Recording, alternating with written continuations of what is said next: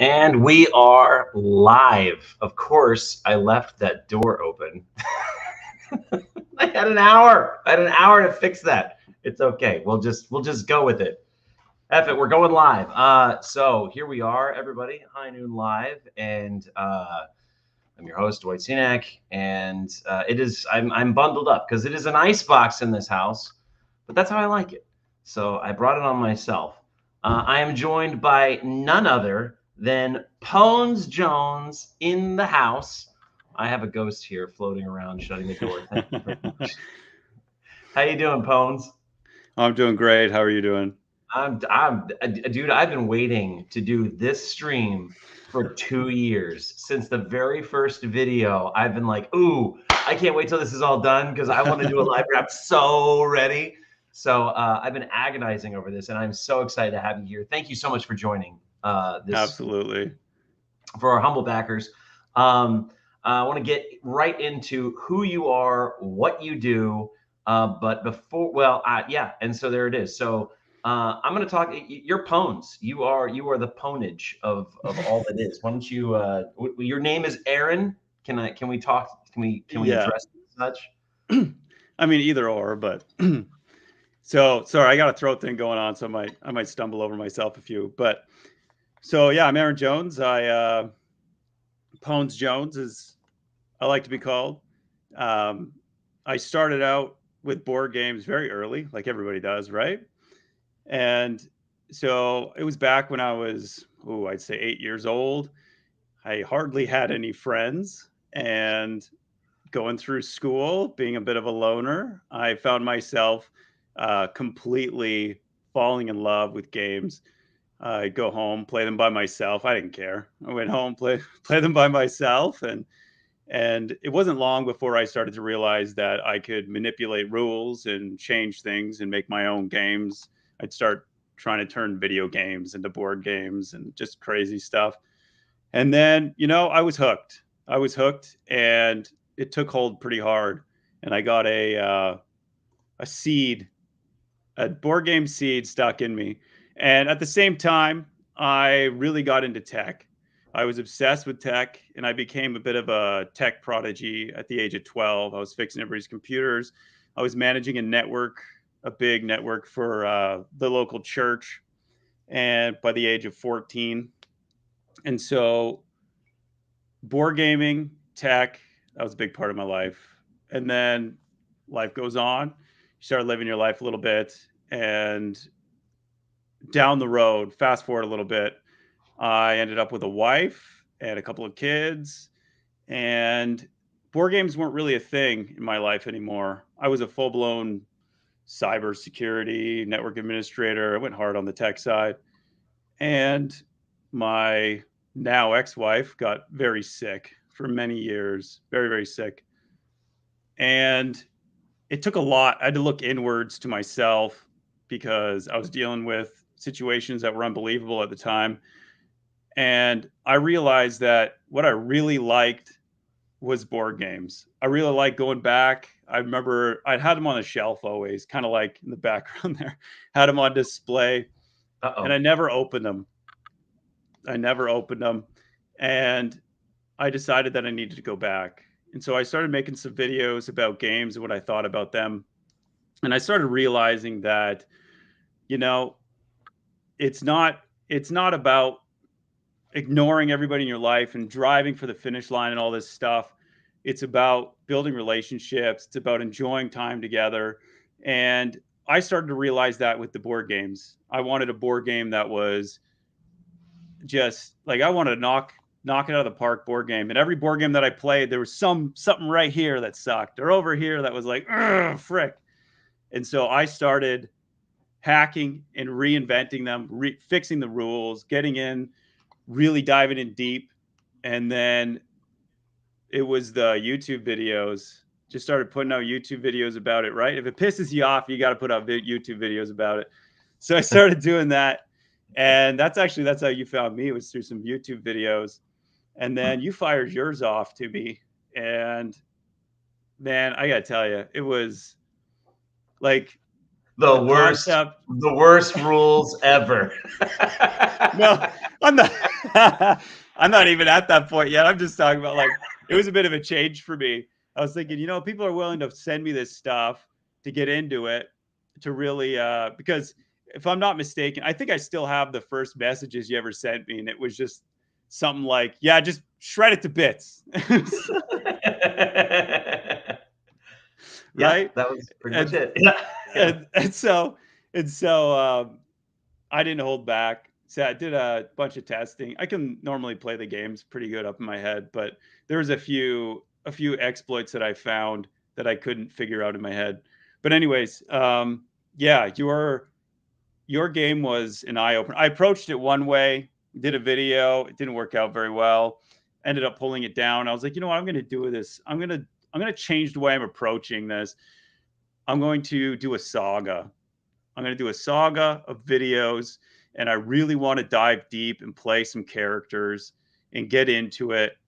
And at the time, like, I don't know, I didn't know how to act. I didn't know how to film properly. I didn't know any of it. I was just like, I'm going to place a goal way out here that's unachievable, and I'm going to go for it. And I think I even mentioned this to you. I was like, I'm using your stuff as just learning, man. Like, it's going to be a mess, but It was great. and It was great. I sorry to cut you off, but I was I was like, oh, okay. But I'll hold my side to continue. okay. So I got into it. I actually wrote. It's pretty interesting because you'll see in the first video in a bit. I wrote it as an interview. I wrote the whole thing from front to back. Took about 2 weeks, and I wrote it as an interview, and where I just sat self-interview. I just kind of sat in front of the camera and just told the story, and that was a little bit reflecting in the first episode. But then I realized, I could totally do this differently, and so by the end of it, what was it the other day? I was staring at it, and the script for all of them together is some 60 pages or something, just full blown. And so it was a challenge, and you catalysted that challenge for me because I was making videos this way, and then you shot me in this direction with a bit of a catalyst. And I'm just now 9 videos, was it 9 videos in, and I now feel like I'm at a point where I can really start bragging about my abilities at this point. You've definitely found your way for sure. You can definitely see the evolution throughout the course of this series, and it is 2 years. I say 2 years in the making. I say it over and over and over again to where it's probably a dead horse at this point, but that's what it was. And when you do something for 2 years, your skill sets drastically improve. When I first released High Noon, the first Kickstarter, it had initial artwork in it.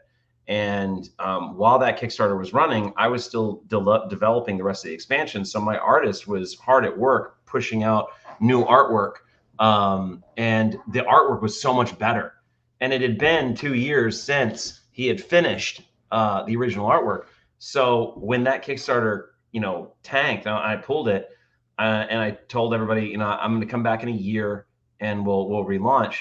I took that time and I was like, hey man, I want you to redo all the artwork that you did for the original game. And that actually plays a role in part of your video, Yes. right? Yes. But it was just because that's what happens. You keep working your craft and it gets better. Absolutely.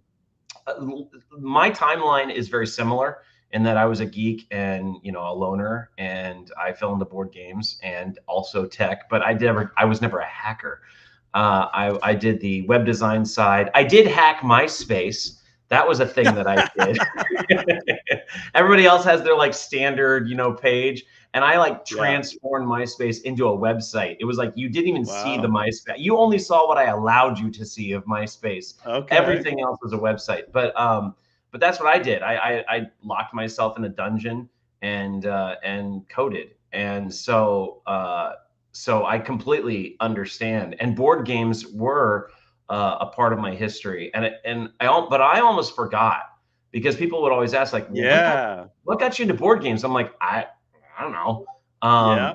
But then when I started looking back, I was like, oh, you know, I did play a lot of Risk. I have every copy of Risk. I actually don't have every copy of Risk now that I see your shelf. No, I have every copy of You Risk. have every copy. But I saw, but you know, then when Access Knowledge, when I discovered Access Knowledge, I was like, oh, it's Risk, but you could go in the water. Oh my God. Dude. It was Access amazing. Allies was big for me too, man. Oh, we're very similar. I'm telling you, man, we have a very parallel life path, and I never wanted to break it in until we had this conversation, because otherwise I just come off as a crazy stalker in text, like we are the same, you and I. But for me, it wasn't so much about, you know, hacking the game because the rules were bad. It was about playing absolutely wrong because some of the rules were bad. Because you wouldn't read the rules, or well, because I was a kid, I didn't know how to read the rules. So like Access Allies, you know, the jets are flying over. I'm playing with my dad at this point, and he flies all these jets over. I'm like, now I get to roll this dice and blow up all your jets. You know, I rolled a 6. 6 of your jets are gone. He's like, wait, what? So then he became the hacker, and he's looking. He's like, no, it's every one that you roll. I'm like, oh, I've been playing this wrong for like a year. Yes. Then I looked back in time, and there was like a project, like a school project I had to do. I completely forgot about that. And it was like create a game, and so I created like this galactic game where like planets swirled around. It had a huge board the size of a pool table, and maps for each planet. So like you have your fleet, you're flying around, but then if you actually do a land invasion, you have a map for the planet, and then if you have the vehicles, you have like character sheets for each vehicle, almost like BattleTech. So it was like, I'd never played these games, but it was like Twilight Imperium meets BattleTech meets Axis and Allies, which actually is kind of like Twilight Imperium. So I repeat myself, but it wasn't good. It was not a good game. Okay, that's where I got into that. So when I started first doing my press run and I was submitting prototypes of the game, my rule book got ripped to shreds by everybody. And when I had written the rule book, it was my first rule book ever written. And at the time I was reading other rule books and comparing. And I'm like, man, all these rule books, even professional rule books, they're all garbage. Like these read like, I can't even comprehend what they're trying to say. How hard can it possibly be to write a good rule book? That was my mindset going in. Turns out it's very hard. So when I finally got my reviews in, almost every single one of them was like, your rules suck. And I'm like, oh, okay. Well, and they're like, you should fix it. And I'm like, I don't know how. Like, this is what I got. How do I fix it? So I think I saw a video of yours on a Facebook page, like a board game reviewers page maybe or something. And it was about, and I was looking for somebody to help me like break the rule book in a way that I could understand why it's broken and how to fix it. And you did that. You did that. But the first video I saw was your Pandemic video. And I've never played that Pandemic. I will never play Pandemic. But the way that you reviewed it, that video played like a Dollar Shave Club commercial. And and I was like, you're totally right though. Animal. I love it. So I was like, man, if he can do this to High Noon, that'll give me a starting point. So that's when I reached out. I didn't anticipate you even responding back, but you did. And I was like, oh wow, he did. So then, and you were like, why do you want me to do this? And at that point, I'm like, you know, I'm just gonna lay it all on the table. Why? And so I gave you my full life story, and I was like, this guy's either gonna think I'm a weirdo and ghost me, or maybe I'll get a video out of it. And you did. You gave me a video, and it was a good video. But then you did the second one where you act, and that was much like the Pandemic style or the other of your original style. I liked it, but then you released the next video, which was what you're talking about, the more narrative, and I was like, oh wow, that's not at all what I asked for. This isn't even what I was expecting. And then when you're like, next episode coming soon, I'm like, wait, I get another one? I got a second video? Oh my gosh. And you had another video, you had another game that was delivered at the same time, and you broke their game the same, in the similar fashion. Yeah, I remember that. Yeah. So I just like, I was like, so when people, some of my family and friends saw your first video and they're like, this guy doesn't like your video. And I'm like, or he doesn't like your game. Why would you do this? And I'm like, no, I'm pretty sure he does. I think, but even if Yeah. you didn't, for the fact that you would put in that much effort into this, to this day, my mother's like, so how does this help you sell your game? I'm like, it doesn't. That's not the point of this. This is, well, first of all, it gets my game out there. That's one. Yeah. But Yeah. second of all, if somebody sees it and goes, man, this guy ripped this game to shreds, but at the same time, this game, like this guy saw this much in this game that he like created a whole story. What is up with this game? Like there is some of that intrigue, but really, I sent you this game to break so I could fix my rule book, and that's Right. exactly what you did. So from the bottom of my heart, I've told you in messages, I'm going to tell you here, thank you so much. I am blown away, humbled, absolutely humbled by everything that you put into this. So that's why I want to do this live stream. That's why I invited you. I wanted to show you off to people because frankly, I think you are, it's a crime that you are this relatively undiscovered. You are more discovered than me, but you need to be way more discovered. Okay. Step out of the way, watch it played. We got to get Board Game Hackers. So I've got in the description for everybody watching. I have your YouTube channel here. You're sitting at just over 2.5 thousand subscribers. You've got a lot of videos, a lot of content that people can watch, and they're all great. They're all very entertaining. What I especially like, though, is if you actually open up your channel, it's the homepage, and it's all High Noon. It definitely is. Yeah. So what we're going to do today is in this stream is we're going to watch these videos and we're going to talk about them all the way through because I've been waiting. So for those of you watching along with us, there's a little bit of housekeeping. If you want to comment, be sure to follow. If you want your name presented in the comments, there's like some prompts to do that. Otherwise, you can comment on the YouTube page or you can comment on the Facebook page. I will see your comments. I've got them and I can present them, but this is what they'll look like. So we have Olivia loving this video. Thank you, Olivia. And then we have Facebook users saying, one of us, one of us. So these are the differences. Okay, guys. So I don't mind reading Facebook user things, but if you want your name, there's some steps for that. Okay. Now we're done. All right. So let's dive in to the very first. Without further ado, let's dive into the first video. You ready? Oh, no. You ready? Here we go.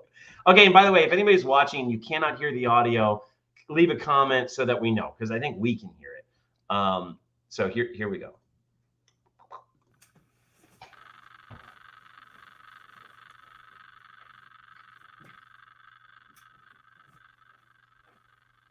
Super slow. Super slow. I love it. I love that intro, though. I love it. Look at how much stress I put on you. I think what it was this is the beginning of a very crazy time in my life. And I'm taking on this massive project that I've decided that I'm going to accomplish. And that scene right there encompasses the beginning of what it meant to get this started. I think it's we're not going to stop at every scene like this, so don't worry. Yeah. But I think it's I think what it was for me was a kind of stake in the ground to say, okay, this is me moving forward. And I remember shooting this, and I remember just shooting it. I just shot it, and I was like, this is fucking garbage video. Like, I'm not going to use this at all. It's just me turning on. So I did the slow pan out and I sat down. I played with it for a bit and I was like, you know what? I'm going to get into it. And actually there's we'll talk about it more, but there's a secret, there's a secret part of this whole series that was actually removed that I know you know about. Yeah. I was going to ask you about it. I'll ask you later. Okay. Well, I paused it because guys, look at just look at this. Would you just look at it? Just look at it. Like, my God, like that's such a beautiful room. So much risk. Oh God. Okay. All right. Here we go.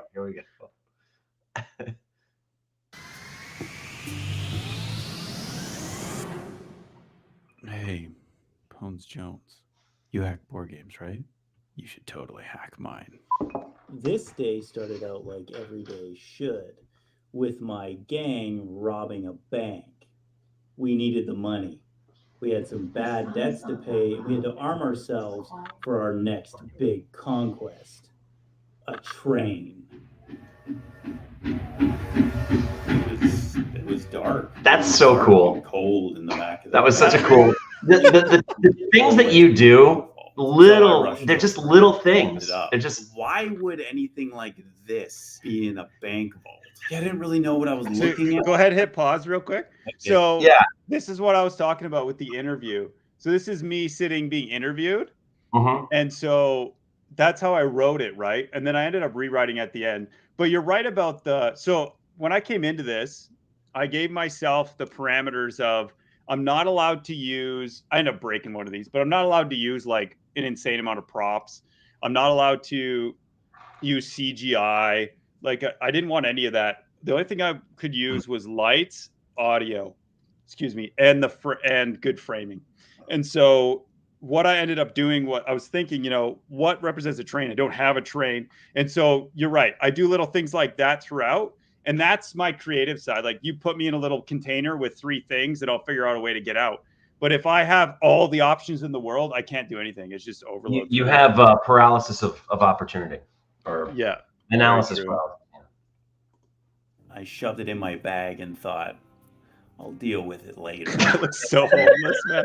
Love that line. James yelling from the front of the bank. He can be a bit clingy sometimes, so I didn't really think much of it until I heard the gunshots. That's when I knew things were going down for real.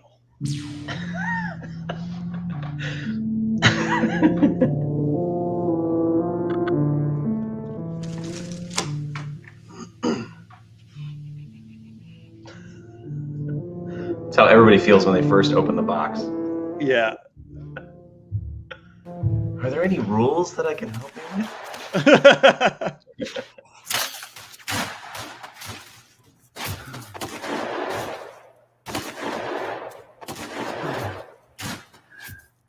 Game's on. I never explained why, but my Leroy gang went first. You don't. There's no backstory, man.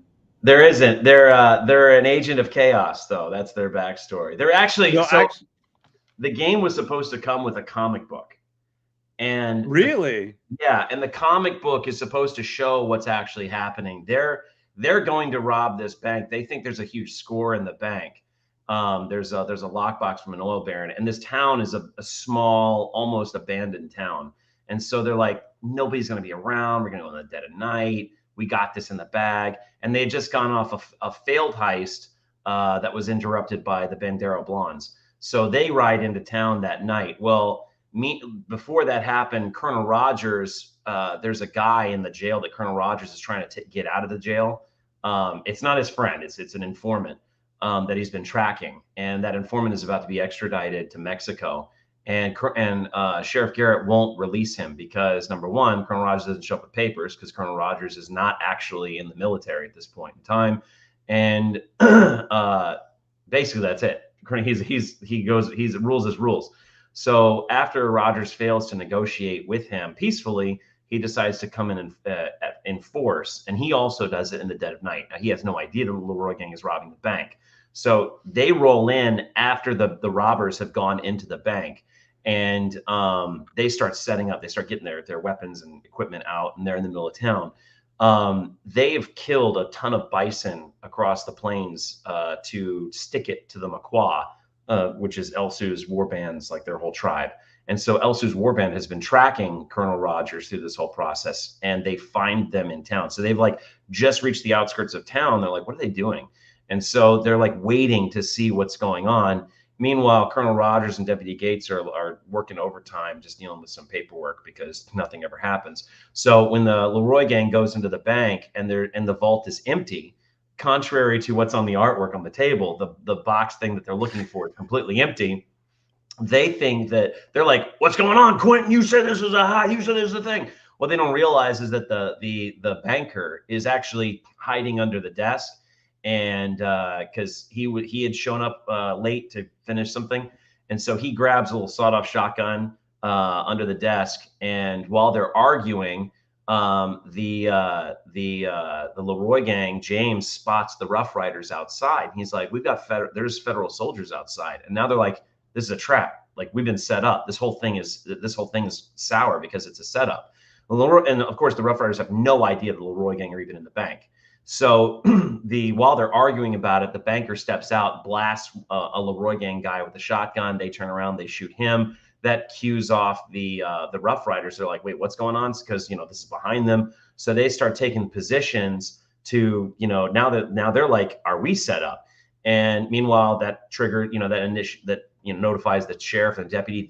Everybody hears it. And so as the Rough Riders are moving into position, one of the Leroy gang gets antsy because he thinks that this is what's going to happen. Like, this is all a part of this big plan. So before the Rough Riders can really get into a position to breach the bank, he opens fire and he kickstarts this conflict. And then it goes around the table.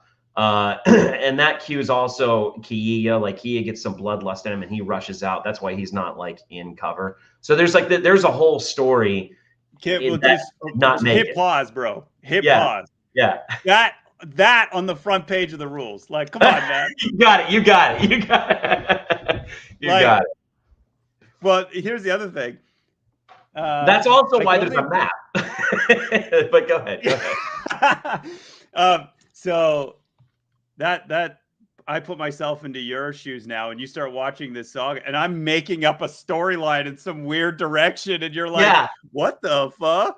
Oh, I forgot to include that in the game. Well, that's why when you tell the backstory, we'll get to it. I was like, this guy, wow. But also what we found in the early play tests of the game is that's what would happen. That was the natural thing that would happen among players is they would start taking on the persona of these characters on the board. They would start insulting each other in their voices that they perceived would be the voices. And then they would inject their own motivations into the game. It almost became a role-playing game. So I was like, yeah, this tracks. I'll allow it. That thing. You don't know it yet, but it is definitely the reason why all of this is even happening. I'll explain later. I have got to be alive at the end of this, so I gotta get out of here, okay? Really? Okay, so start location. I knew you were gonna stop it. I won't stop it, but the reason why I did that was because the part of the design of High Noon is for very quick. He puts a window next to a bank vault. Gotcha. Anyways. Gotcha. It's in the bank office, okay? But that window had a little secret. And its secret was that. Okay. So I will speak on that really quickly. So one of the things that I wanted to go against was currently the tabletop space is dominated by Warhammer and the like. And if you've ever seen a Warhammer game, there is a trope that it's 3 hours to set up, 2 hours to play, and another hour of losing. Like, you already know you've lost. And you have to go. And I wanted High Noon to be like a gateway game into playing games. And so my thought was, let's make something that is very quick to set up so that let's take as much thought process out of it so you can just get to playing. Now, what I did do to counteract that, because I agree with you, that it shouldn't always be fixed. That's why I made the board tiles modular so that you could change the map every time. Well, my answer to that is it felt, because when you do modules, you put it, all of a sudden I'm facing the wrong direction. All of a sudden my advantage is not there anymore because I'm on the wrong side of the map and there's only 12 rounds. How am I going to get over here?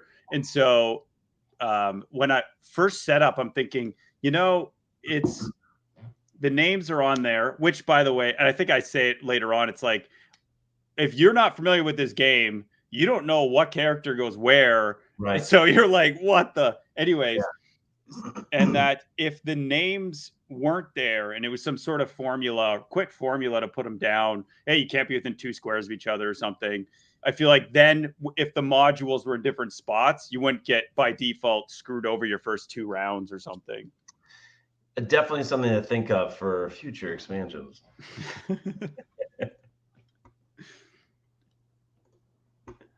Here we go. What's that secret? What do we got? Orange, Elsu's Warband. Green, Sheriff Garrett. Blue, Colonel Rogers and his Rough Riders. And brown, Leroy Gang in the bank. Everybody shoots each other to bits. Collect gold. The posse with the most gold wins. That is not how that scene was shot. I know. At all. I know. Standing at the back of the bank, staring at the safest way out of here. I love this episode. I love it. What is it?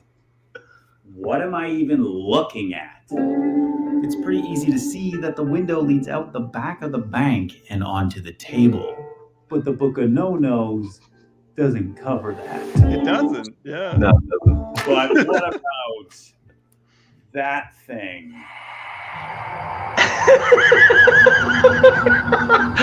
You did it. I knew exactly what we were doing when you did it. I was like, yeah, okay. Really? Yeah, I was like, oh, it's a portal. You made a portal.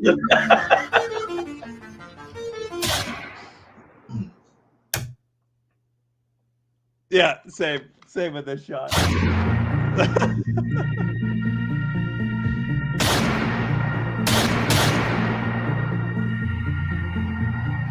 The rulebook reads, windows serve as portals in walls that allow players to shoot through and take cover behind. They couldn't just say a window is a window. Okay, I have to pause you. No, I couldn't. I was expressly denied.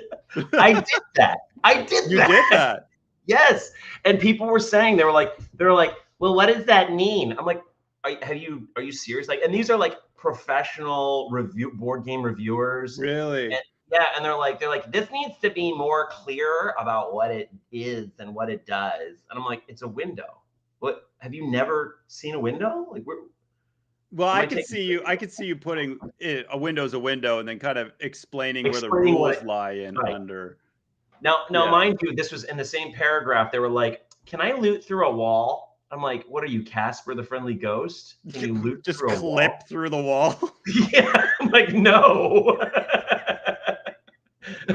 But I think actually, I need to go back and confirm. But after this video, I was like, you know what? He's right. Screw it. A window is a window. You showed me that. You're like, yeah, I changed it. I was like, okay, making progress. You were right. We're moving along. My pockets were full of bank money with no safe way out of here. So now what am I supposed to do? Jump through this window, arriving on some alien planet with nothing You can't do that. more than this? That's a no-no. I poured over the books, looking for any. I needed this scene, though. I know. And they did. I liked it, though. Doors are always presumed to be shut. Does that mean that they are now obstacles that I can shoot through and snuff you out? If you have a shotgun. Or what about this page? It's missing the card from the example. I fixed that. Incoming, Quentin.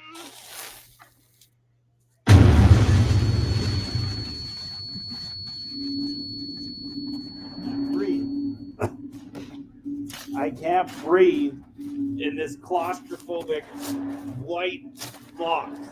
The lines are overwhelming. I agree. I agree. You do? I actually, when I first designed this, I was inspired by Dungeons and Dragons, like D&D traditional stuff. And I wanted it to be compatible with D&D maps because I wanted people to be able to, use the tiles for role playing and stuff. Okay. So I initially did that, but I totally agree. So I've changed the tiles to be little pluses and I've actually lowered the opacity so that they're not so egregious. But you're totally right. But I like how you put the tape on the floor.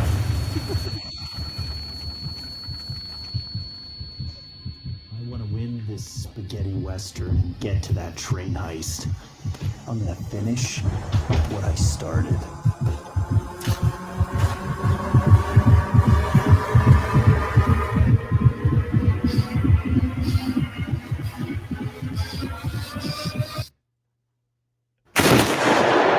Damn, look at that date. Look how far away that was, ladies and gentlemen. Gosh. You see how long I've waited? I was actually going to use that clip for the banner, but you didn't have any guns. But so no. So actually, let me tell you about that. So I at the very beginning, I told myself, you know what? I'm going to do this whole thing without a gun, period. And so I didn't have a gun until much later. Actually, it was the first episode that you see a gun was when I got it, and my cousin came over with some pellet guns, and he's like, "Hey, do you want to use these?" But I totally thought I could pull it off without it. And I mean, my creativity, I could have, but I definitely wouldn't have been able to get as what's the word? As like intensely in the camera frames that I do without some sort of object there. So when you started this, you had no guns whatsoever. Nothing. I had how nothing. You've grown. Okay, Mom, if you're watching this, no, he's not a gun nut. Okay, he's. I am a gun nut, actually. I was gonna say he is one of us. Okay. Yeah, I went skeet shooting yesterday, actually, but yeah. Oh, so fantastic. The other thing I was gonna say is now that you've obviously seen the last episode and you look back at the big reveal that was in the last episode. When I first watched this episode, I was like, okay, I mean, thematically, that's cool. I like it. But how is he going to explain that? I mean, I'm fine with him. Just let it go. Cause tell the story. But that was the thing, the big reveal. I was like, mind blown. So did you, and that's like, I was going to ask this later, but since we brought it up, did you really script all of this out knowing exactly where you were going to end 2 years ago? Did you know how you were going to end this with that 2 years ago? The answer is yes. Yeah, by the way. So on the surface, yeah, I'll give it to you. Yeah, 2 years ago. No, it should be more of an account of how much detail orientation I went into it, because it was when the screen, I don't want, is everybody seen it? Like, I don't want to give too much away, but when the screen turns red, then let's keep watching. And yeah. Okay.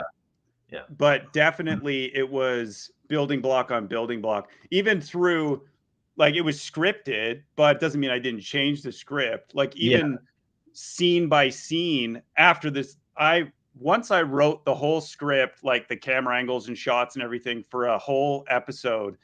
And then halfway through, I'm like, this is crazy. I can't do this. So I ended up doing it scene by scene with changes and everything. And it became more fluid that way.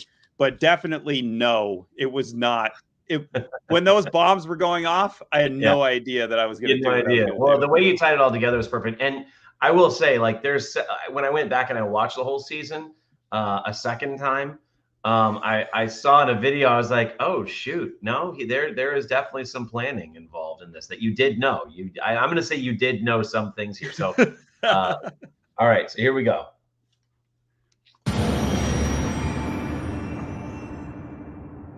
There I was, outside, staring into the sun.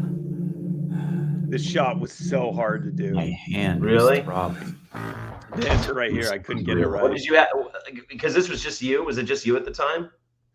Yeah, well, like, most of it's just me. Occasionally, I'll pull in a kid to throw a card around or something, but most of it's just me. Is this shot with the amount of color and the angle, I couldn't get it right. It took me like an hour to get this shot perfect. That's incredible. That's filmmaking, man. Realized that I was wounded. My character sheet showed that I had lost 1 health, and my intentions came flooding back. Keeping my gang from getting killed, I needed to flank around to the front of the bank, and my brother James tagged along with me. We could see the warband way off in the distance, but we couldn't figure out their names. See, the only identifier we had was their color. This game only gives miniature identifiers to faceless characters. Yeah, this was a big deal, man. Like early on when you're playing the game, it was very confusing. Early on what? It was like, I think I mentioned it in this episode that it was very confusing. You had to reference the book for everything. I didn't know the characters off by heart. I wish there was like an identifier stamp on them or something. If only there was like, I don't know, like a picture of them on every single card in your deck. But the card, but okay, you're right. You're right. But now you've got to be like in on the details and all the mini, because let's face it, Deputy Gates and Sheriff, they look so similar. I know. I'm gonna do so again. All those minis were produced at the very beginning when I first did things, and then I redid the artwork. And so originally, if you looked at I think in the original artwork, even the original artwork didn't really match the minis all that well, at least to some extent. So that was another thing I told my artist. I was like, hey, listen, we've got the models. Put in like draw the pictures to match the models, because I wanted that to be at least a reference. And so so that was the thing. But moving forward, I am going to do a reproduction of the game, because I mean, there's just so many things that need to be better before I launch it anyway. And I'm going to do resculpts of the characters to be more pronounced. Eric says, paint them before you play. Yeah.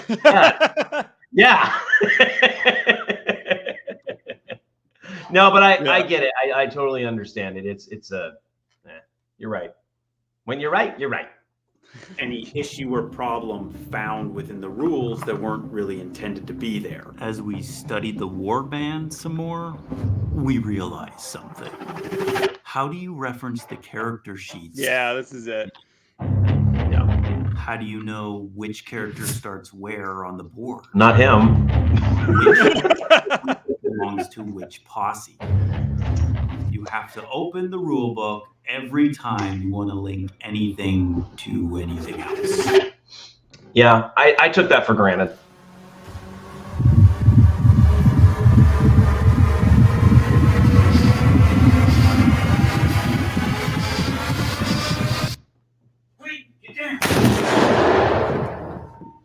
I was alive for now.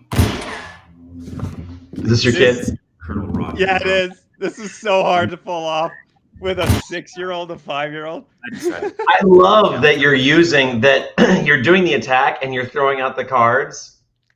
And is that because those are the defense cards that are being used? Yeah. That's so cool. What a cool little, cool little detail. And I came face to face with this abomination. It took me a while to study out that the line is supposed I had no idea what that was, man. I know. Pop a barrier. Yeah. I just got rid of it. I just took it out. Yeah. This I abomination. recognized those footsteps. They belonged to the animal that locked away my parents when James and I were young boys. And now he was coming to complete the job. Sheriff Garrett. So cool. I was like, hey, he's created a story. So there he is, blowing away the Rough Riders. Yeah, exactly. Well, not the Rough Riders, the Leroy gang, but I figured because there's Rough Riders in the room. But go ahead. Yeah, very true. So a few things about this scene. A few things. One, you'll see at the end when I raise the gun up, I still don't have a gun, right? So I'm using the cocked back end of my kid's Nerf gun to make the shadow, right? So that's why it's kind of squared. Oh, that's cool. Nobody notices. I didn't notice. Because I was staring, I was like, this looks friggin' terrible. But anyways, the other side, we should talk about it right now then, because I'm sure people have seen the original footage where there was 2 parts to every video. There was the video itself, and then there was me trying to explain my plight, if you will, to make the videos, because it wasn't like every episode I put out, I would sit down with everybody I knew. Okay, where did I screw up? What sucks? Why is, and even I think even the first one I was asking you, hey, where does it suck? Yeah. I felt bad because I couldn't offer it. I was too in love. I had love. No, I was too in love. No, you said your pace was a little too slow in some spots. And so that, right, I put that in as well. But so what I ended up, so I had to get people's feedback and everything as we went through. And so there was parts of this video that I was filming, and there was even a scene where I just like break down on camera because I'm so freaking difficult trying to get this thing perfect. And I ended up deleting all these things because it really retracts from the storyline. It became more about me than the freaking video. And so I ended up stopping it and everything. But in this, it shows in that other video footage that I deleted that I'm standing in a small room, right? It's actually the room right next to me. It's the side of the family room here. And I'm actually sleeping there. I had to move my mattress out of the way to do this because I was in the middle of a separation. And I ended up filming almost all these episodes, except for the last few. I ended up filming them in the basement where I was living. So I was in this room for like 80 something days filming all these episodes. And I remember shooting this because I had the spotlight on the mattress in the corner and I was tripping over parts of trying to get the scene right. Anyways. Gosh, the commitment, ladies and gentlemen, the commitment. Subscribe to his channel right now. Sick. My gang was running out of cards to defend themselves, but I knew who he was really after. I couldn't get the hood. He hadn't drawn any of my battle cards yet. See, that's a Nerf gun right there. I see it now. Now that you say it. One now. I was headed for the window, but my brother was crouched directly under it. The Book of Rules doesn't cover moving through friendly spaces. It does now because of your video. This is a cool care where the window led to. Oh, that took forever to figure out the lighting on that. It wasn't going to stay alive in here.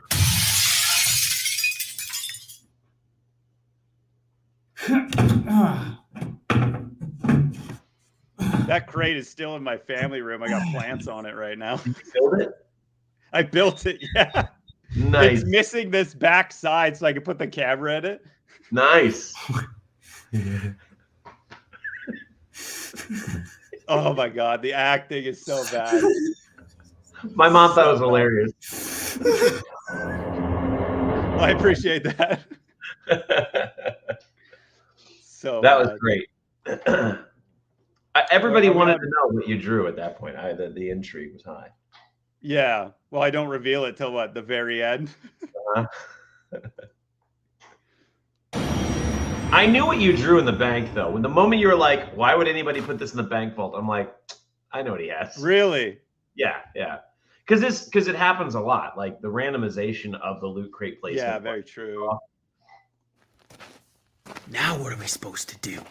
James is almost out of cards. There's no way I'm using these right now.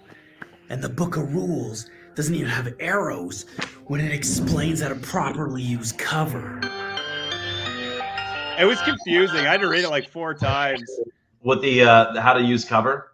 Yeah, I analyzed it line by line over and over and over again. And I was like, so if I just, because no one's going to be able to read a rule book that has been laid out every single dot. So it's like, if I apply common sense to this, can I get somewhere with it? And it was like, this could take me 5 seconds if you just had arrows that said you were allowed to do this, weren't allowed to do this. So I had to throw it in there. Yeah, I still get questions a lot to this day. Is like, it's diagonal cover. What if I'm here and the cover's here and then they're there? Like, does it hit the edge? And I'm like, no. There is no start location for the health tracking token on the character sheet. So last episode, while tallying damage, I accidentally started the token. Yeah, this was a legit goof, eh? And I removed 1 Yeah, I health. remember. I remember telling you about that. No, I meant my side, like the original filming of it. I didn't film this as an actual issue. This was not in my list of anything until I filmed this scene. I was like, oh fuck, this is a thing. Yeah, that is definitely a rules issue. That is absolutely. I'm almost certain I addressed it now, but everybody I would see when all the first backers got their games and they're taking pictures like, we're playing, yay! Like their selfies, and everybody's on the board and everything's set up with one health. Every single one has it on there. I'm like, oh no. I need to fix this. Glass while jumping through the bank window, resulting in 2 damage. An all too common mistake. Now, James jumped through the window after me.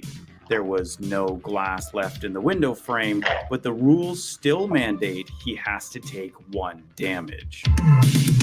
Where does it say there's no more glass in the window frame? Where does it say that? I don't see that written in the rule book. I agree, but here's my rebuttal. Why does the glass have to give you damage? Because you're jumping through. Because but does it have to? Like, that's my. Because I'm a very mean man, Pwnz. I'm a very cruel man. Well, no, the way that I imagine the windows is even after they've been jumped through. There is a hole or whatever. It could be like all of it gone, but you're still going to have like jagged edges on the frame. Right. And so you're jumping through that, you're going to get cut up. So that's my thought. It's also like, I understand the practicality of it. Who wants to track windows, right? Right. Yeah. And that's also why I said doors are always shut, because who wants to track that? Exactly. The other rebuttal is like, you based your game in the late 1800s, like glass back then, was just like sugar glass. You just flick it and it breaks, kind of thing. I didn't know that, but I also, the one design flaw you missed was on the box. I have Phillips head screws, and apparently Phillips head screws weren't invented yet. Dude, that is so funny. That is so funny. I remember staring at the box. I'm like, it's pretty cool, but those look very modern. So what did they use? Just flat? I think, I ended up looking into the history of screws to figure that out. And then I was like, well, why do Phillips head screws even exist? And then I discovered it. But you know what? In High Nooniverse, they do. So there you go. At a glance, it's too difficult to differentiate between the red, blue, and green colored tokens. Yeah, the colors are just too faint. Everybody complains about that. I should probably just remove an HN on one side so it's all in color. Yeah, that's a good idea. Time was up. Is that you, boys? with a wig? It is me, yeah. A Rough Rider. And I like you. If you looked just Those are two like vacuum pipes taped together. Are they really? Yeah. I don't have a side by side. I have an over under, but I don't have a side by side shotgun. So I was like, but yeah. Yeah. Hey, comments put some comments out there. Who noticed that was not a shotgun? that was actually 2 vacuum pipes. Gosh, the cleverness, man, the resourcefulness that went into this is just incredible. This is filmmaking at its finest. That was the background that I came from was film and television production. So really, yeah, and I dealt with a lot of production design, so I get it. Having to cheat and having to pull off like crazy tricks. As long as the camera doesn't see it, as long as the camera sees what you want it to see, that's what it is. So for you to create that crate and remove the back, that's clever. To do that vacuum pipe trick, wow. Follow you for more film hacks. See the real reason why he rounded the corner. Gold. Just bounce the frame around like what the hell? I what love you it. are looking at. I thought this was clever though. No, I love a this. stopwatch? Oh, what is it? I found it in my bag. Either way, it doesn't really matter because this actually doesn't What was exist. that? You're right.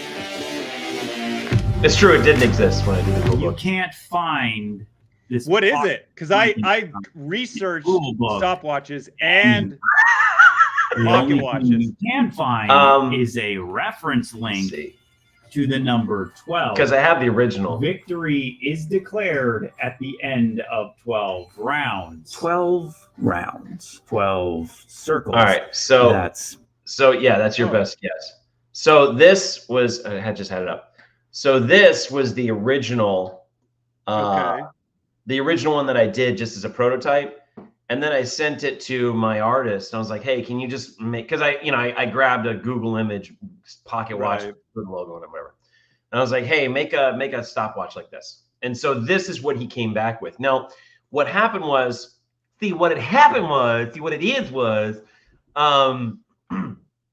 originally forever, the rule book says at the end of 12 rounds. So we would always just be like, okay, we'll just put a piece of paper down and just notch rounds because we're poor and broke. We don't think like that. So that's what we did. But then, and so that's how the rule book was written. There was never a stopwatch of any kind. But once I started going to production and I delivered everything to production and the game was already printed and everything was already made and they were getting ready to package it, I just went back and I was like, am I missing anything? And as I'm playing the game, I was like, and I'm looking at this piece of paper that we would have a piece of paper, we'd draw 12 squares, and then we would put the thing across. And I'm like, why did I not make just a thing to track the turns? Why didn't I do that? So that's when I quickly put together the thing and I sent it off to the factory. I was like, hey, I need you to print this. And it was supposed to be slotted. So that it was maybe like 2 layers. One actually had the holes in it. So Yeah. But they were like, no, we can't make it. The lines are too thin. So that didn't happen. But it was totally an afterthought. And at the end of the day, I figured, hey, people can make their best guess as to what it is. So there we are. Let me say something. So that's funny how this is an afterthought, the pocket watch, and it's about to reveal that the time's not actually at high noon, which I thought was rather hilarious. I didn't even realize it till you said it. I was like, oh my God, he's right. but you had me on a goose chase because later on I explained gold and how it kind of pulls you. It's the only interaction with players really. And so I was framing this gold thing. I was trying to get something going here with traction to back up my discussion about it. And so I broke down this pocket watch. If the whole game happens within 1 minute, because it's 12 rounds, right? Then you're 4 steps. You got to loot really quickly. I was trying to get a whole thing going as to what and then you're like, yeah, I just chucked it in at the end.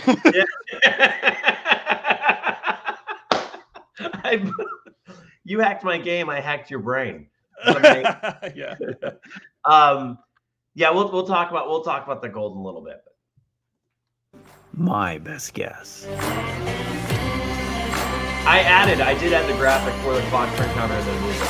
If this is indeed the turn tracker, then I'm screwed. I have to win this game. I have to rescue my gang members from the bank. I have to get to my train heist. Such a cool. But I haven't been tracking the rounds. That was a hard so this shot to game do. could end at any moment. But there was something else about this pocket tracker that didn't sit well with me. It turns out High Noon is not High Noon.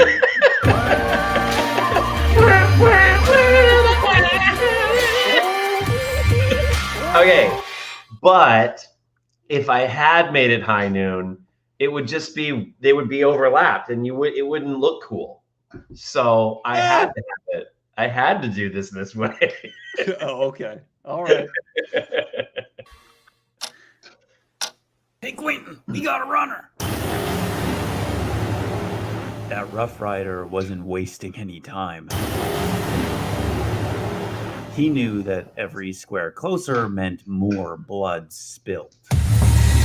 I raised my gun, trained my sights on this overly ambitious. No, and actually, I looked at this the other day because I was going through all my props and everything, redoing set for the next video, And I spent I designed this. This is a 3D print where they put a camera mount on it, and the sights are enormous. And this thing took, I don't know, 16 hours to get this piece just perfect, but the camera mounted just right so I could film this piece. You started printing a lot of things, I see, for this. What? So, do you remember when I cut it out of the video? You cut it out. I was going to ask. Yeah. So that print was the glow in the dark gun. Okay. Way back. Yeah. So, okay, got it. Yeah. But I was always wondering, what's the big reveal? I thought that'd be the big reveal. The 3D printer, yeah, I wanted it to, but you're right. I did end up printing. I could point them out, but I ended up printing a half dozen things for this. That's incredible. There was no way I was gonna win this. The game would never allow it. We still hadn't drawn any of my cards to our hand. And one close-up trigger pull from that sawed-off shoddy, and it's lights out for James. We were stuck. And this is how it was gonna end. Or was it? Love that. Pumas. It's the Pumas, man. The official story. What the crap? My parents was a lie. It carries though. It's so seamless. The way that you cut that scene with moving the piece across, we get it. Bring on the pain. That is so cool. It was so cool how you kept bringing in those little details to bring the game to life. It's just it's a check-in. I needed to make sure that we were checking back in with the board. Yeah. Because if we weren't checking back in, I didn't want the audience to get lost. This is one right here. Here we go. Now we're in the saga.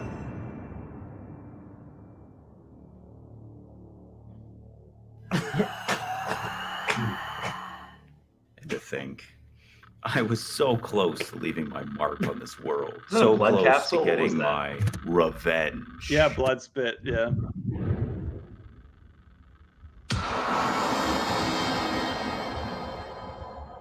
I take risks, but I'm not a gambling man.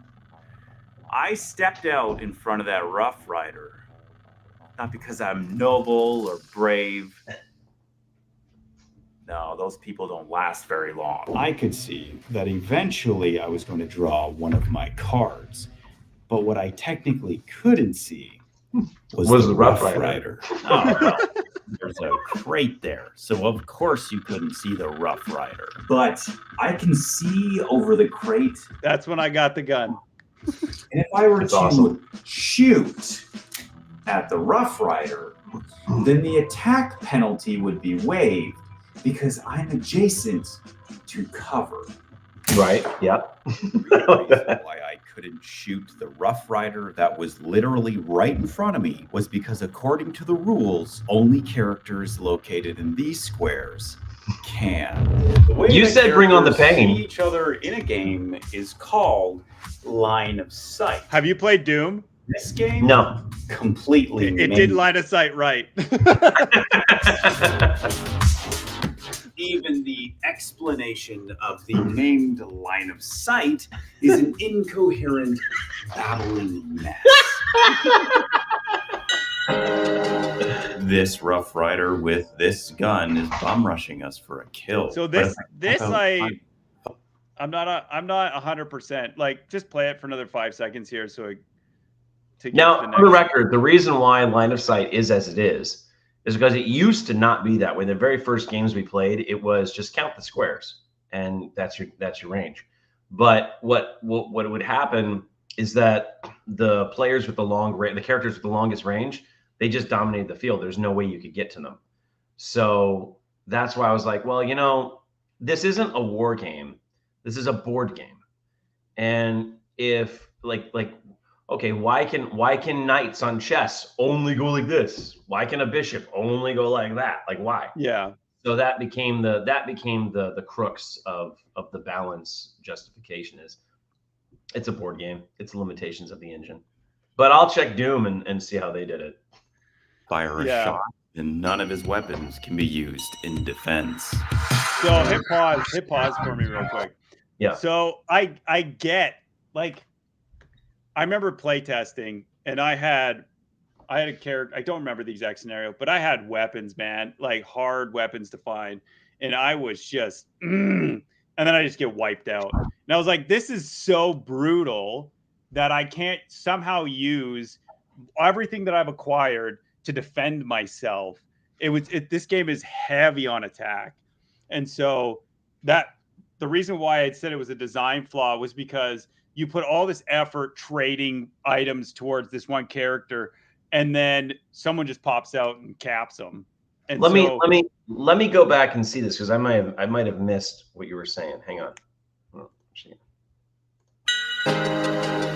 This Rough Rider with this gun is bum rushing us for a kill. But if I step out in front of him and fire a shot, then none of his weapons can be used in defense.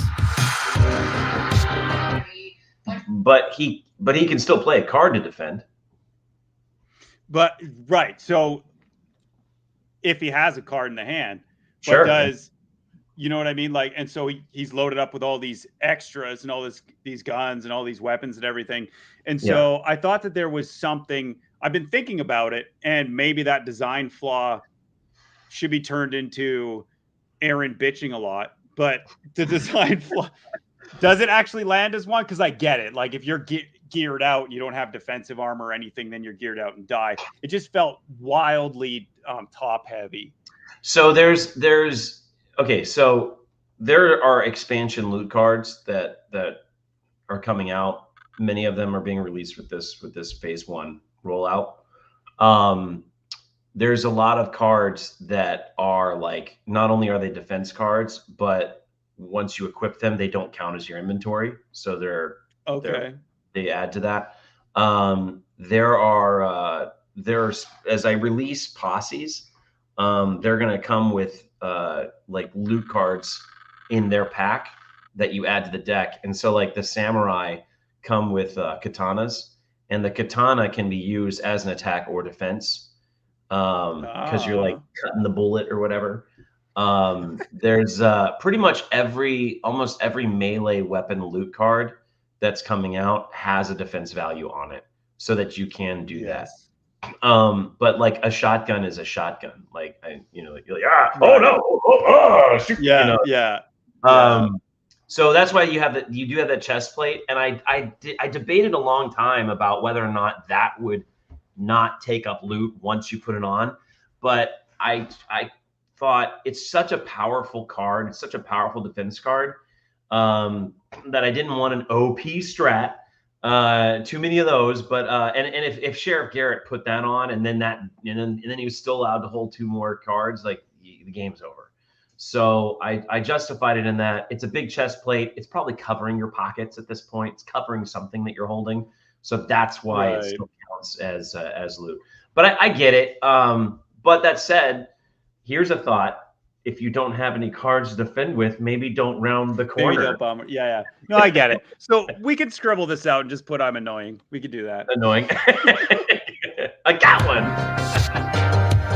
After hearing about the now useless shoddy, James vaulted the crate and crouched in front, trained on the blue coat. Now, I'm allowed to shoot from James's square at the Rough Rider with the damage penalty. But like when using cover, is the penalty waived when I'm adjacent to James? No.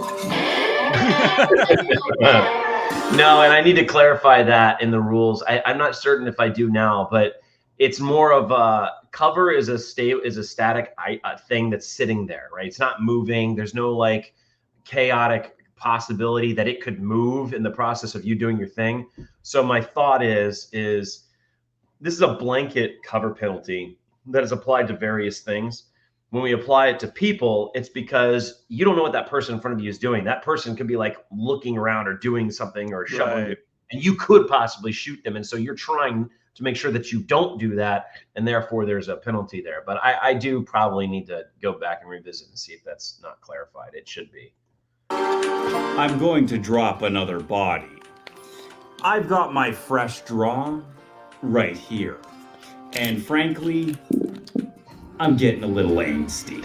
Have you ever wondered why I only use one of my pistols in combat? When it's very clear that my character is holding two of them? Well, there's no damage buff for dual wielding in this game. So, why bother? So when we first did the mini designs, again, these were the very first mini designs that we ever did. And so I was throwing out concept art to my designer and I was like, hey, you know, whatever. And so I was thinking like gunslingers, and my imagination was that a gunslinger with two guns, they may not be proficient with both guns, but they may be like going pew, pew, pew, you know, whatever. Right. And so that was a thought. It was a dumb idea, because you're right. And also Quentin's character, he's the one character sheet that I didn't like the initial redesign that my artist did, because he had the two guns. And I was like, no, I really want to speak to this guy's personality. Give him a cigar. And so that's why he's standing like this and not like this. And that's a sculpt that I want to redo. There's a posse coming out, the Bandera Blondes, and Bonnie, the main character of her, you're gonna get a copy of her. She has cards. She's holding two guns, and she has a card called Dual Wielder. And what that does is it allows you to play one card and apply it to two characters that are within line of sight. So if you play a 5, you shoot that guy for 5 and that guy for 5. And it's not a thing that she does every time, but it's something that she can do from time to time because she dual wields. That's kind of the thing. I think that the fact that you didn't play it out in the game wasn't the big deal. What was going on for me was you have a bunch of characters with dual wielding. Plus, if you pick up weapons, you technically get the dual wield. But there wasn't anything at all mentioned anywhere acknowledging that dual wielding was happening, or it exists, or a simple, hey, characters with two guns, we added up their damage and they aim at the same or something like that, right? Right. Yeah. This is a lot of this stuff is gonna go back to the fact that, like, I wanted this game to be like as rules light as humanly possible. It's so the trade-off to that is that there's so many areas that I need to clarify, because people are going to go, well, what if? Well, what if? Well, what if? Yeah. And a lot of times it's like, there's no what if. Like, why can't I just, you talk about something later. We'll just let that. Actually, like a third of the characters are already dual wielding, and with weapon loot crates, almost all characters could do it. And the rules don't even bother to acknowledge that dual wielding exists. Not everybody's left-handed, but not everybody's ambidextrous, Jones. Oh, it's you. I remember you. You know, I never really got over you. But you probably don't care much about all that, do you? I didn't think so. Alrighty. He's all yours. I play my card, the Rough Rider. So hit pause real quick. Did you add that later, or was that always there? What do you mean? The original video? That was in there. That was always there. Okay. So when I filmed that, it was an epiphany I had in the hot tub, and I wanted to. That's where I have my another element. Yeah. I wanted to add another element, and so I added what I said with that blip was death. And so the original video was much longer for that scene, and I was talking about how I saw this person in my childhood because death was present in my childhood, with the storyline going that Sheriff Garrett killed Quentin's parents, father and mother. And so, but then later on, so yeah, this is what I'm telling you, I didn't script it all. Later on, I was like, oh, I don't want that to be death. I want that to be this thing. Right. And so I went back, chopped it up a little bit, and yeah. Okay. Still very cool. With the blue number. Now, With the damage penalty of shooting through James's square waived, his blue defense is subtracted from my red attack. The remaining damage is then taken on the Rough Rider's sheet. He's still breathing, but then James shoots. The Rough Rider pulls another, but it's not enough. Yet another body. As easily as I explain the combat, the rules do not. Combat is one of the most underexplained things in this entire book. Yeah, man. Are you happy now? I don't know. I figured everybody went to the math school and learned the maths already. No. Well, so the biggest gripe I had was there wasn't. How many times can I play cards in response? If this person fires twice at me, do I only get to respond to one card? Yeah. Okay. And so the combat was, and I was like, "What in the?" And so I was Yeah. like, "You know what? I'm doing it. I'm doing the scene." No, that was a question that was often asked in various demonstrations, conventions, whatever. Somebody would be attacked, they play a card, somebody attack them again, and then they just start moving the health. And I'm like, wait, what are you doing? And they're like, well, I got attacked. I'm like, do you have another card? And they're like, oh, I can play another card. I'm like, yes. Oh God. So yeah, that I definitely need to address for sure. Whoa. You already have your soul. Why are you after mine? Unless... What? No next episode coming at XYZ date? I got rid of it. You're like, I'm never going to keep up with this. Oh, boy. All right, here we are.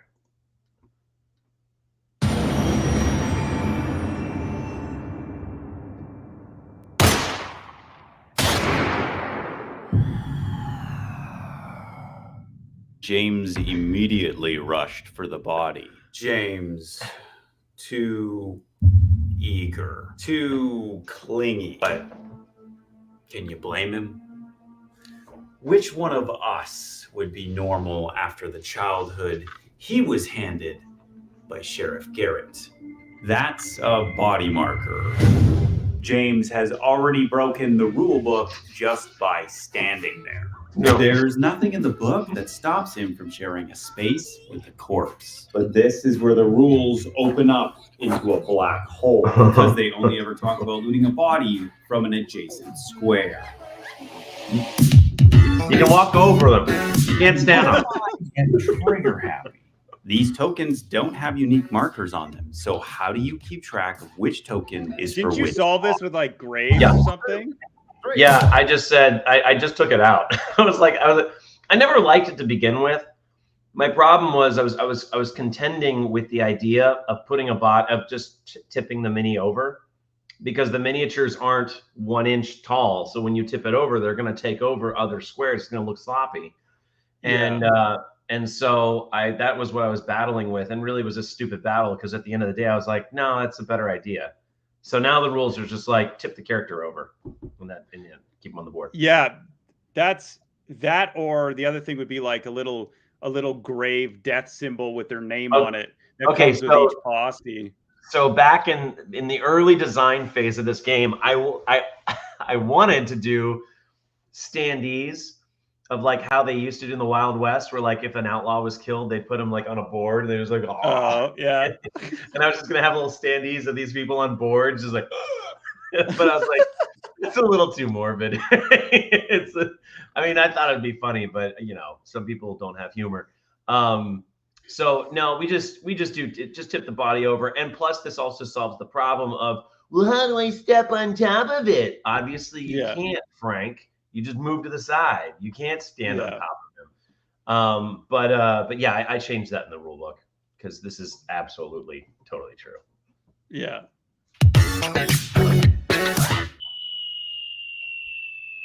And then something happened. It was unexpected, derailing. We're supposed to want it, and that Rough Rider's corpse is no exception. That was such a cool. That's so cool. Gold. It's a payout, a tally. a way of keeping score. And it's only ever handed directly to the players after they've successfully murdered an enemy. This is the only event in the entire game that involves the players, and it feels wildly out of place.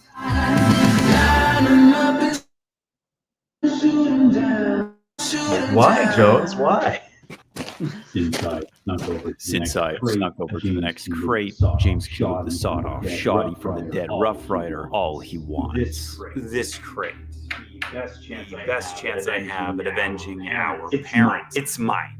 But it's not all dead sheriffs and lifeless deputies over here. This. I shot this so many times. I hated this scene. Gambling.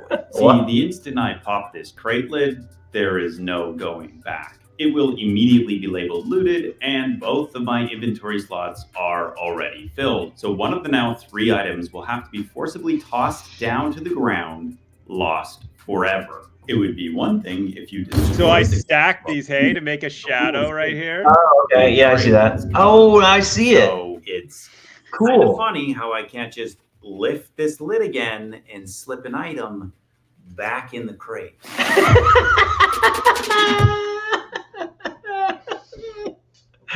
And how are you going to track that, Jones?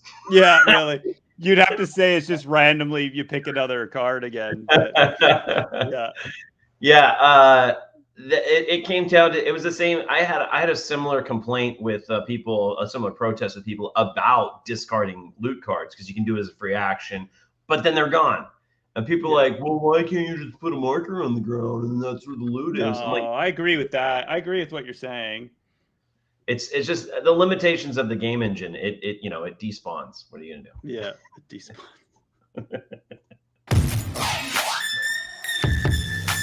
See, High Noon, with its overly dark artwork on the box and in the rule book, It's pretty dark, man. yes, yeah, with straight lines. And looting a crate is no different. Let's say I was here, standing diagonal to the crate. From here, I wouldn't be allowed to loot it. And 'Cause that's a range of 2. But what's not okay is the diarrhea. I said it was word- okay. the diarrhea wording. It's true. It's true. I struggled with how do I define adjacent? Like, I don't know. Because if I just simply say, well, adjacent is you're next to them.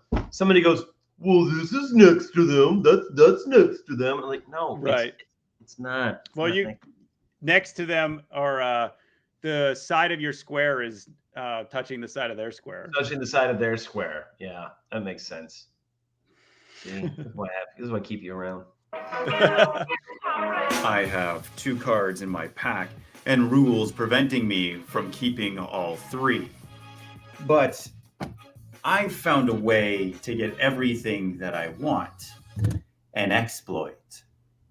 One that I have been both telling and hiding from you since the very beginning. Coffee. Now you talk about diarrhea wording, terrible descriptions, whatever. That card right there has the worst writing ever. I've since fixed it. You showed me that. Yes. Yeah. How do you think I take it? Straight black with a sprinkling of grit? How do you make coffee in the middle of a fight? Pause and You all just the chew it, mayhem and bullet flinging. It's literally so how that you're I can describing boil it. That's how you myself do up. Go. Now can I? The quickest and most direct way of getting stimulated is to consume the beans directly. Down the hatch, Those baby. Those aren't beans, though. What are they? Are they marbles? No, I use like pasta or I don't have coffee. I rarely drink coffee. It's like, frick, I need to do that. So anyways, it's pasta. That's pasta. Yeah, it's pasta. Guys, anybody paying attention, this is filmmaking. Nobody knows that's pasta. It sounds like coffee beans. Oh my It's God. just what the camera on the mic hears, right? What kind of pasta is it? Is it bow ties? Is it It's the circle long ones. I don't remember. circle log of the logs? Yeah, okay. Yeah. All right. And then in action, like looting a crate or shooting a Rough Rider. But with coffee, well, it unlocks a second movement or action. So now you can loot the crate and shoot the Rough Rider. You retain the card in your inventory while sliding a token along this adorable little tracker, observing your caffeine burn off over the next 3 turns. See, once I down the coffee beans, the caffeine trip is coming, and there's nothing I can do to stop it. So keeping the empty coffee sack around, filling up one of my inventory slots, is complete bull. What's stopping me from using the free action of dropping it to the ground? That opens up another inventory slot, and since I'm hopped up on caffeine, I get another action, so I can loot the crate directly in front of me. So you're totally right, and it is no longer an exploit. I think I showed you, once you consume it, it doesn't count in your inventory. And that's something I changed in a lot of things. I just didn't change it fast enough for that. Because I think in your game, it should say, like, for like the butt stocks and the sites, they don't count as inventory. They should say that. There's a couple, Okay, because I was gonna say that's how those work. But you're right. There you go.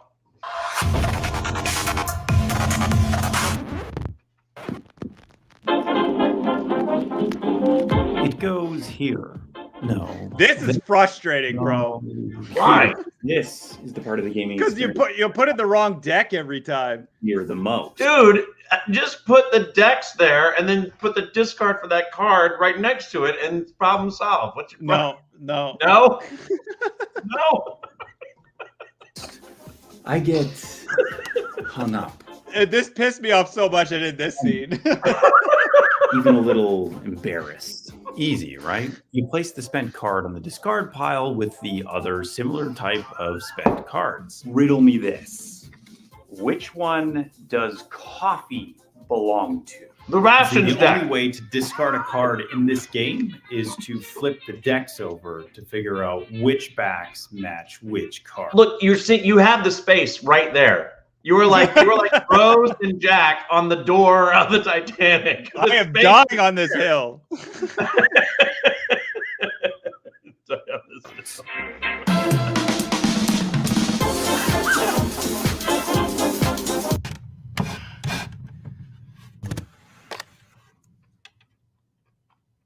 Oh, well, this changes everything. I think that's the only scene where I break the fourth wall. You'll never get. What a great cliffhanging ending right there. So that sound effect on the timeline was about 9 or 10 tracks deep. It was everything. It was me I rolled over that crate 6 times. I even had my cousin who was helping me film at the time. I had him roll over it. We did audio clips of all that. Then I went and grabbed a bunch of other sound clips, put it all together, spaced it out. It took me 3 hours to just do that one sound effect at the end there to get the rolling sound right. Yeah. Wow. So you did all your Foley. You did all your own Foley. No. Minus like the shots and stuff. No, I didn't. I ended up subscribing to a sound thing. It was on the episode with the musket. I was like, there's no freaking way I'm going to be able to make musket sounds. So I ended up, from then on, I downloaded all mine. We are at the Untalked Board Gaming Issues, right? Yes, because that's Coffee Beans. Yep. Yeah. The thrilling conclusion to part 5. Like many other games, High Noon has a box insert. The difference is, this box insert has a massive trench dug out in the middle. Supposedly, did you cut that? Trench is to house this I set. did.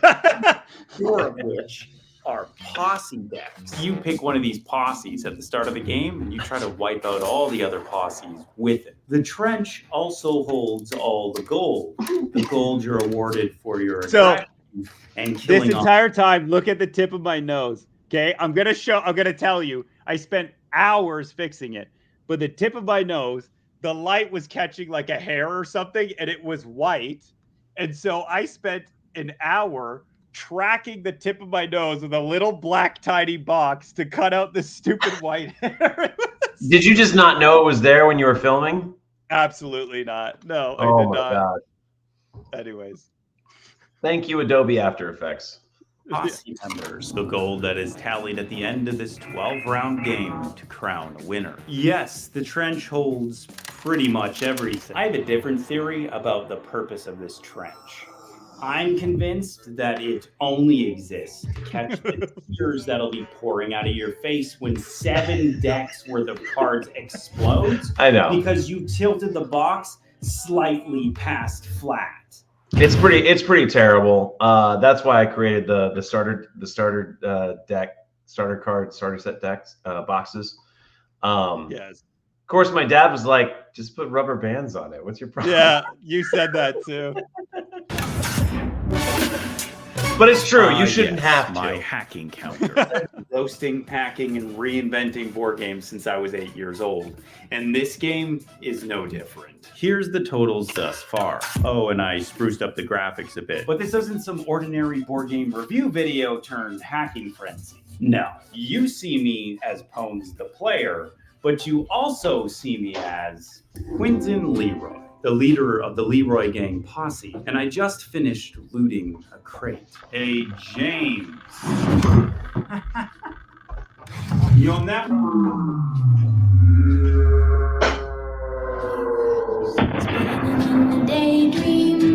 I love this scene. It took a lot. I had to film it 3 times. The crate as the shots rang out. The plan was And you can see the camera looks at all of my fireplace in background, so I did like a cutout of black around me. As Black best I tape, could. tracked it. And finally, Yeah. freedom. All with my brother, James. My living, breathing brother. Welcome to reality. What a great- he was. What a My great only sequence. brother, dead in the dirt directly beside me. I replayed the shots Whoops. from memory. Thank you. I recognized the rifle, a repeater, just like James's. Which reminds me, 2 episodes back, James and I gunned Do you down see it? Rider, but I What was I accidentally seeing? forgot to I'm mention sorry, I was James's looking on for a something. Rough Rider, but I recognized What am I That's looking the first scene a repeater, that just the extra James. posse's in play. Which reminds me, 2 episodes back, James and I gunned down. Oh! I accidentally forgot to mention Yeah, I James's see it. +1 damage that rifle ammunition gives on Mastermind. impact. The reason? Well, That's not really there. I added that in afterwards. memorize all of the meanings of these symbols instead of simply including a tasteful visual reminder. Yeah, seriously, man. You can I see actually, James- I'm thinking, I'm gonna print out. I'm gonna do that on a cardstock, print it out, and see how it would look. I mean, my text is already small on the cards, and people complain about that, so it might work. Yeah, but I agree with you. No, I mean like on the character by the ammunition type. Yeah, that's what I mean. Because you forget. Yeah, you forget, man. You're just doing your thing and you forget.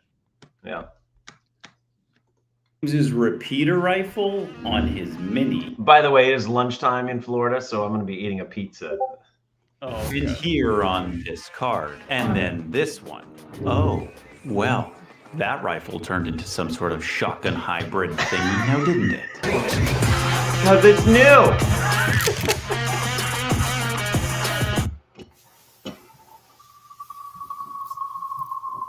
4 + 1 and 4 + 1. That's the damage output of the repeater rifle that hit James. Even with his defense card, James didn't stand a chance. But he's the only one who carries a repeater rifle. But a repeater rifle is not the only deadly weapon in this game.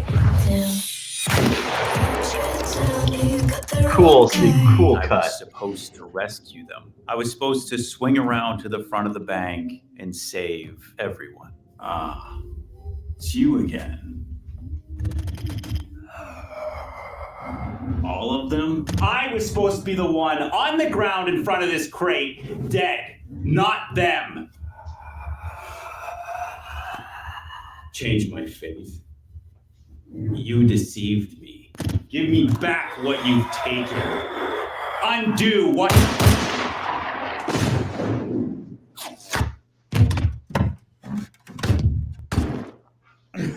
Same crate. Same crate, same sound effect. I'll tell you a story about mean people who take you side.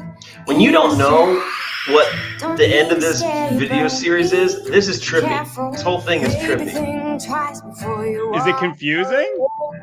But it's not once you watch the whole thing. You're like, that's what sells it though. In the dirt, barely clinging to life.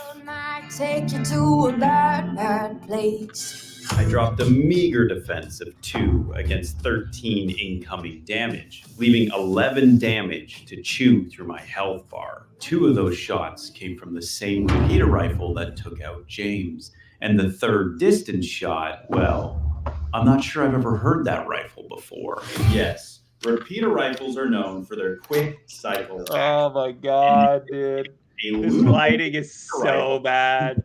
A second I like it though. as a free. It flattens my face. So then how does the same repeater rifle fire 4 times in 1 turn? See, there's really nothing that even comes close to that much damage output. That's 4 shots totaling 20 damage all in 1 turn. And the secret to this 4-punch tornado of death?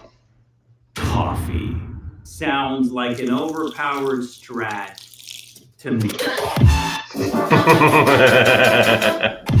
Not gonna lie. It's often used.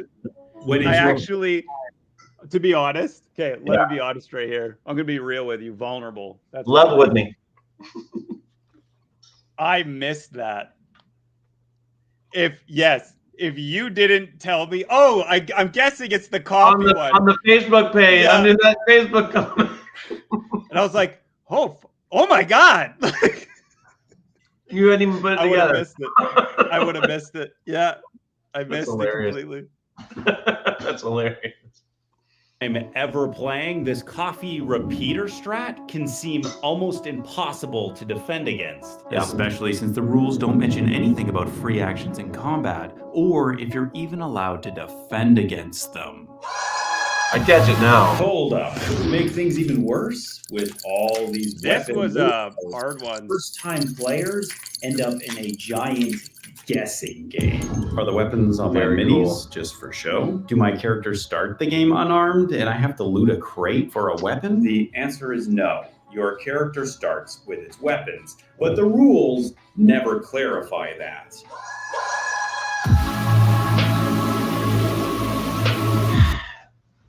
So basically, there's someone out there, and actually there was a lot of people out there that were wondering that question. Okay. They would always ask, they're like, well, what do I do with these cards? I don't have a gun. You literally have a gun. It's on your mini. It's in your shirt. You have a gun. Oh, but what about these weapon guns? I'm like, yeah, they're weapons over here. You can get, but they don't match my character. Like, what is this? What is this? Go fish? Is this like Uno? No, the stupid sound you're doing for the voice, that was 100% me. I'm like, how am I supposed to shoot? Like,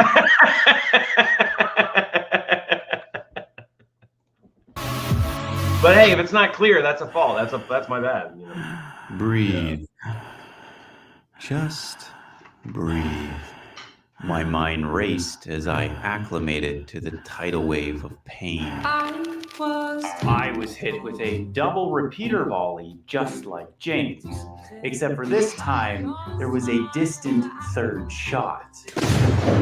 Yeah, that one. It hit with only half its damage strength at 2 instead of all 4, meaning the crate was situated between me and the shooter. It then did 1 additional damage.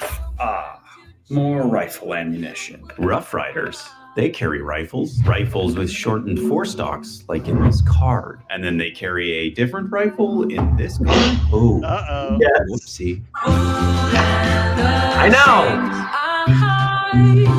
because I didn't have enough time. Because to redo all the artwork for the illustrations, it's one thing to redo the artwork for characters. He could pump those out quick, but then to redo all the artwork for the actual illustrations was like a behemoth. So yeah, but yeah, you're right. Oh no, where are we at? Oh no. Oh no. Right here, somewhere. No, I think it was near the end. Okay, near the end. Oh, okay, you're right. All right. Too easy. We're going to rifle off the rest of my findings. Rough Riders don't carry pistols. Rough Riders leader Colonel Rogers is horizontally flipped. I flipped it. I did that. You did? Yeah. On backwards and on this one as well. I didn't like the framing the other way. What's this? Horribly shortened rifle strapped to Yeah, his that's back. bad. Yeah. He's gotten a lot better. Like a lot better. James and 3 Rough Riders. Those characters use rifle ammunition. But there's one other, and I've had my eye on him for a long time now. I've been waiting. See, the most range of any character is a rifle at 15 squares, but not him. He's got a whopping 20 squares of range, And he's had that thing pointed at me for far too long. of course, I'm talking about Palataka. But what exactly is he holding? It's a precise match to his basic combat card, and also these cards. No. Well, the 2 rifles are way different from the one on the left. That's embarrassing. So full of aggression. Wait, is that a flintlock? Like the ones used in the American Civil War? You know, those rifles with such horrible aim that actual human beings lined up in front of each other at like 40 paces and still missed. But what about a rifled barrel? A flintlock with a rifled barrel is still no match for a legitimate rifle with cartridge ammunition. But there's a bit of an irony here. Those cards? Yeah, this is hilarious. Long rifle? Well, if Kalataka was holding one of those instead of the flintlock, he might actually be able to get 20 squares of accurate range. Well, allow me to retort. Oh, okay. You put me in my place? I present to you Exhibit A, the greatest marksman of all time with a flintlock rifle, Hawkeye. All right. Have you ever seen Last Got any Movie? specs? I got any specs with it? No, just one of the greatest Indian movies of all time. And him sniping baddies from miles away. Yeah, totally possible. I love that execute when you're loading the ghost gun. It was like the editing on that was incredible. I do 4 that hours? 4 times. 4 yeah, times? I do the whole thing 4 times. Yeah, it was brutal. Wow.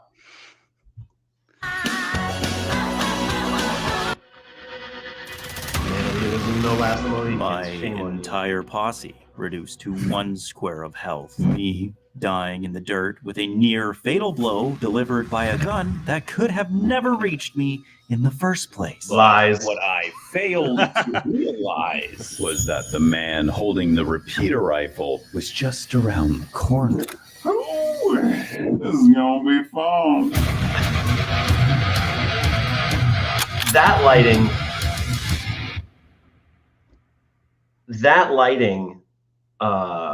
was great.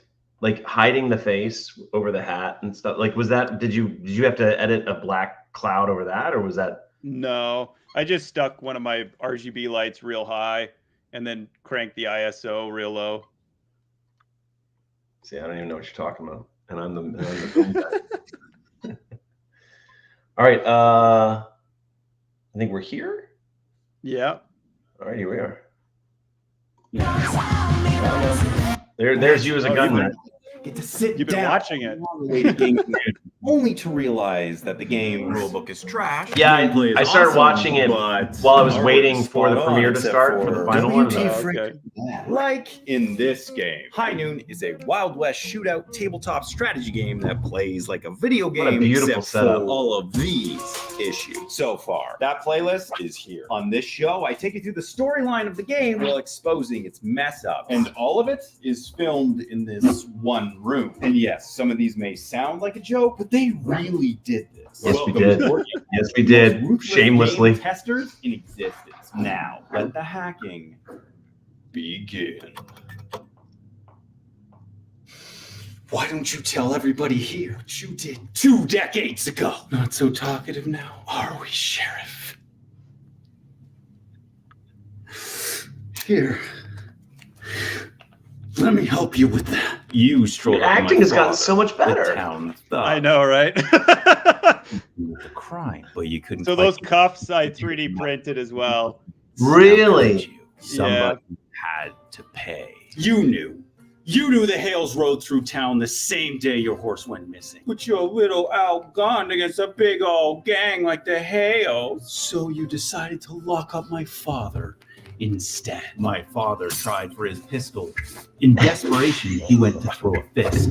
Something was holding him back, something he didn't quite understand. And neither do most new players. We talked about ammunition types in a previous episode. They're a label for what type of weapon each character uses. But some new players are convinced that not only does this symbol mean that this character's attack cards are all pistol shots, but that this character is denied the use of any other lootable weapon with a mismatched ammunition type, which Yeah, is that's a real thing, man. I know. I addressed that in the rules. Like a teenager getting caught sneaking out of their window in the middle of the night, do absolutely nothing to clear this up. the easiest way to clean this all up is to move the ammunition symbol from the character sheet onto each basic attack card. It also allows for some of your character's attacks to be dealt from other weapons, like a much Now, hang on a second, because if I did that, now I got to take that little blurb that you want me to put on the character sheet and now put it on a much smaller card with much less space.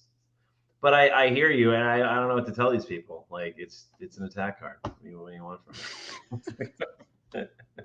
Needed punch to the face. I think it would be cool though to have different attack ammunition types based around one character.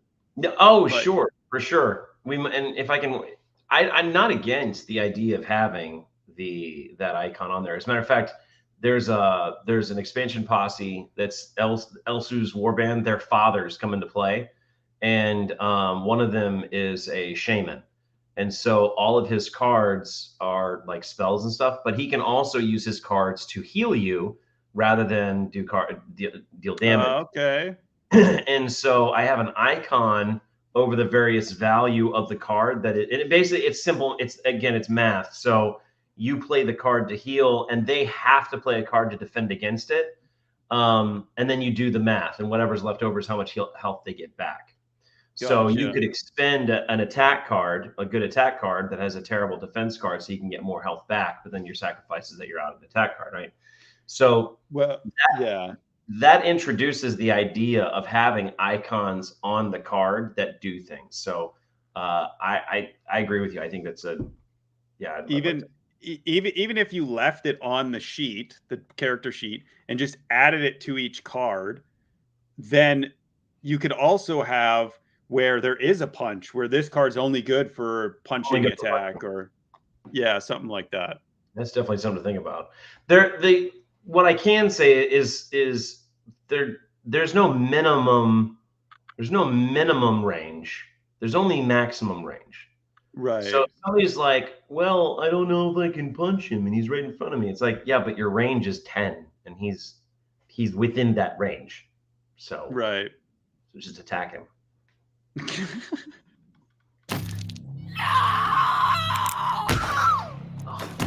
Wow, Sheriff. Wow, that escalated quickly. Yeah. just 8 years. This is my son's favorite scene. I love it. Father, It's one of my favorite scenes. Mother murdered a few feet from my face. I was left That's abandoned him in it, hey? as the sheriff. And wrote. that's him with the Too? hat. My Yeah. pledging one day to even the score. Cool. Time passed and life was difficult, but it wasn't long before I found others. I love that shot The too. Leroy gang was born, and we demanded our fair share. Guns a-blazing, we That's collected so our cool. gold spoils. But there's a problem. You can't do much of anything with it. Yeah.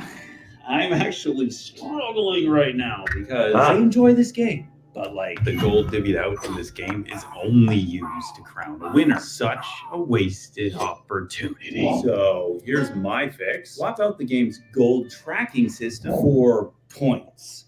We'll call them infamy points. You said you did something similar to this. You would gold, but now all the gold that would have been won from killing off posse members is stacked in a pile. Winning posse takes all. Why? Well, the second playthrough is when things start to get a little hickory smoke. At the start of game 2, players can spend their infamy points on character buffs, like extra health, extra inventory slots, extended range, and so on. Assuming they won the last game, they can now spend their gold on starting loadouts, like pre-equipped armor, weapons, Or maybe even snake oil. Hell, you could use this completely and utterly useless map included in the box. Campaign. Travel around to the different towns with different enemy loadouts. Oh, the missed possibilities.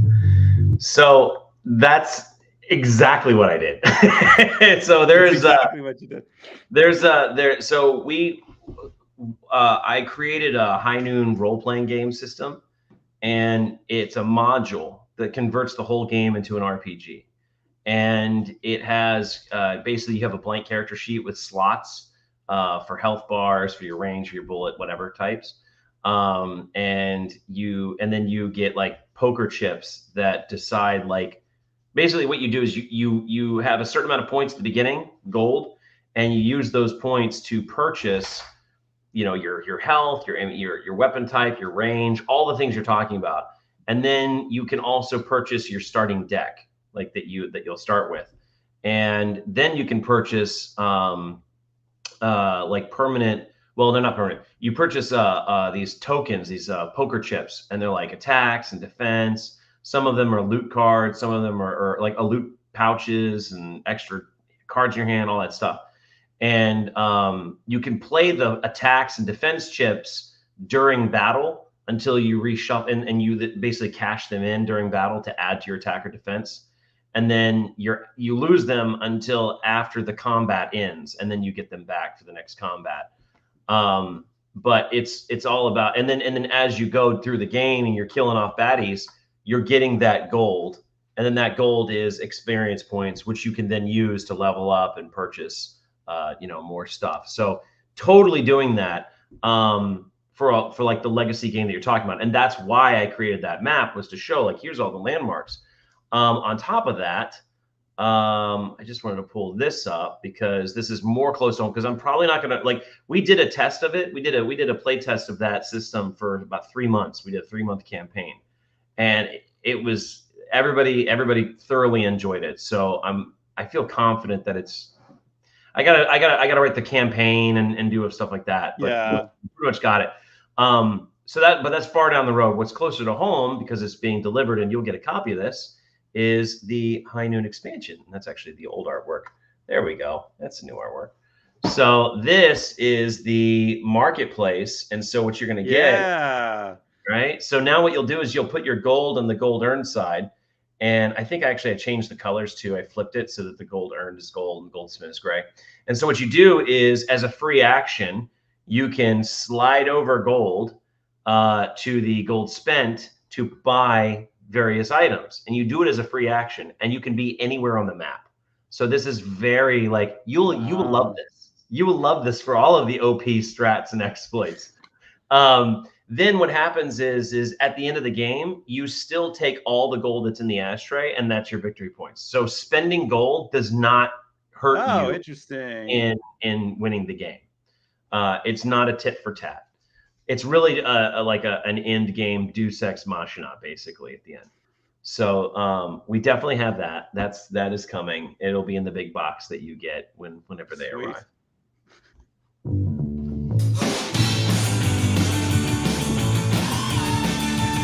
I love how you Board did game that. You designers, masked they the design their numbers games with- to have high replay value.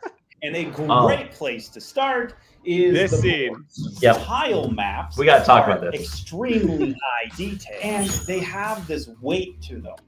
They're also made out of this indestructible plastic sheet. If there's a lot of emphasis on quality and also replay value, then why was there not a simple copy paste for another map on the back? Yeah. Why? Yeah. First of all, thank you for being so friendly to the map tiles. I love them.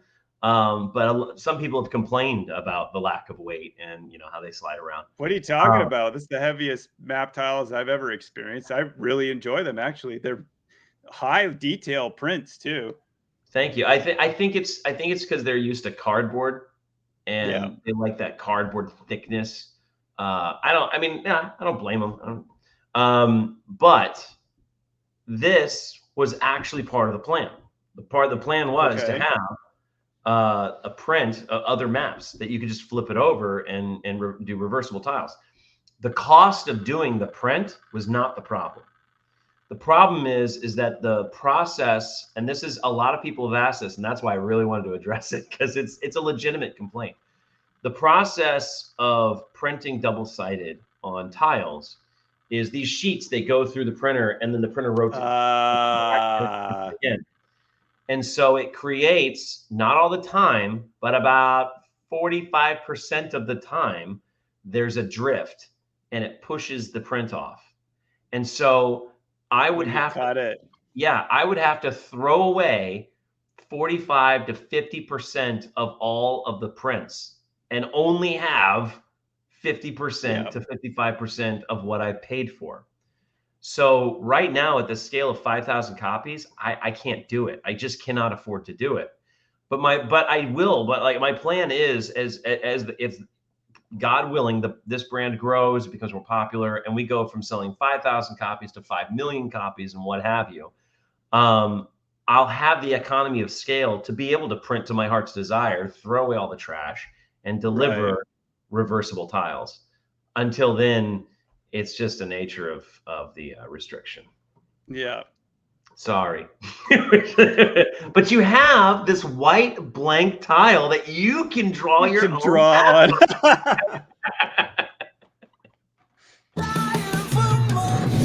I still love this. I love how you did that. It's so cool.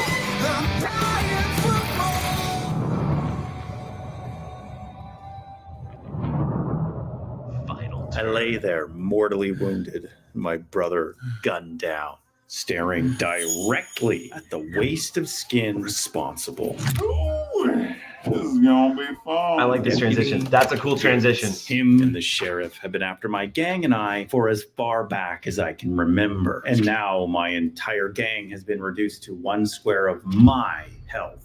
How did this happen? Oh, like, how did I end up playing as the Leroy gang to begin with? During setup, the rules simply direct players to pick a posse. Well, it would be fine if there wasn't counter posse advantages. The sheriff gets a buff. Gets a buff. Colonel Rogers gets a buff against the war band. Oh, picking posses in this game is a lot like your one friend who totally doesn't wait a half a second longer to reveal their hand while playing rock, paper, scissors.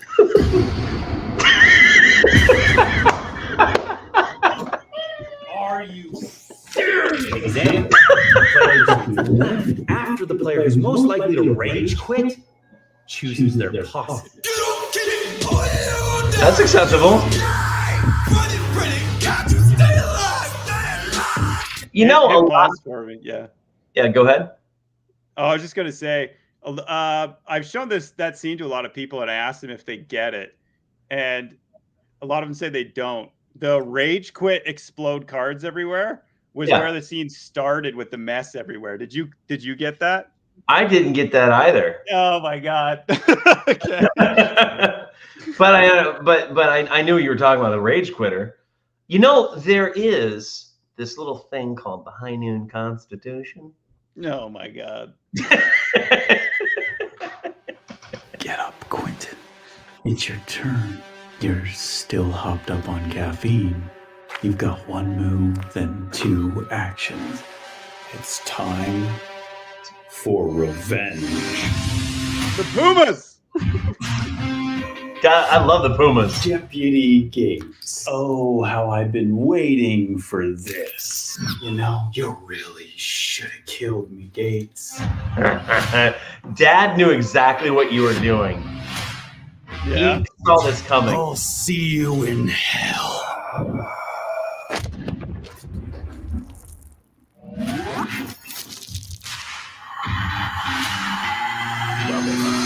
Wait, what's he holding? Pistol, shotgun, rifle?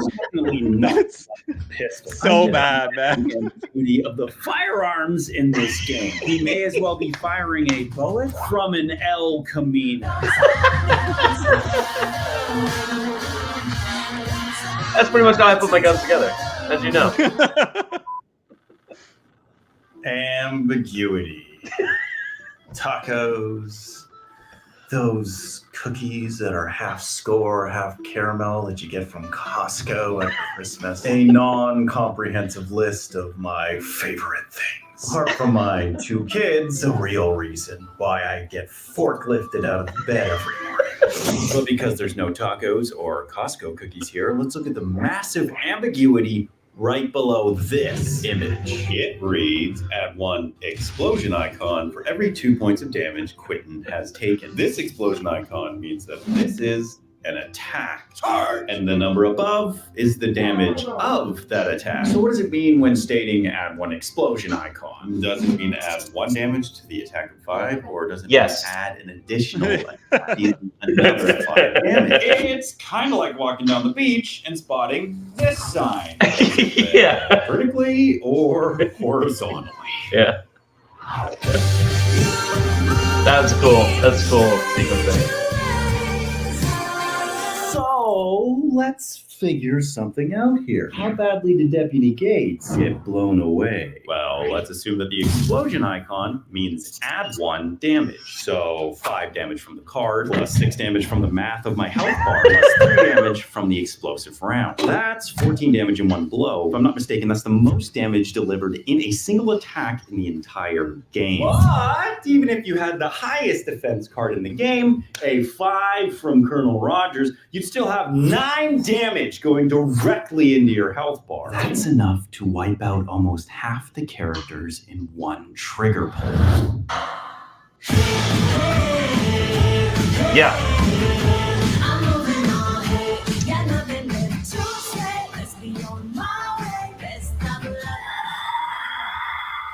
Ooh-wee. You're right. That is pretty fun. That's so cool. It's you again. Virus. And then I don't put out a video for another year. Yeah, I know, you jerk. But the final, I mean, this is an epic conclusion. I mean, it wasn't, I mean, all your other ones were upwards of 10 minutes. I mean, this final conclusion is a whole lot more than that. So yeah.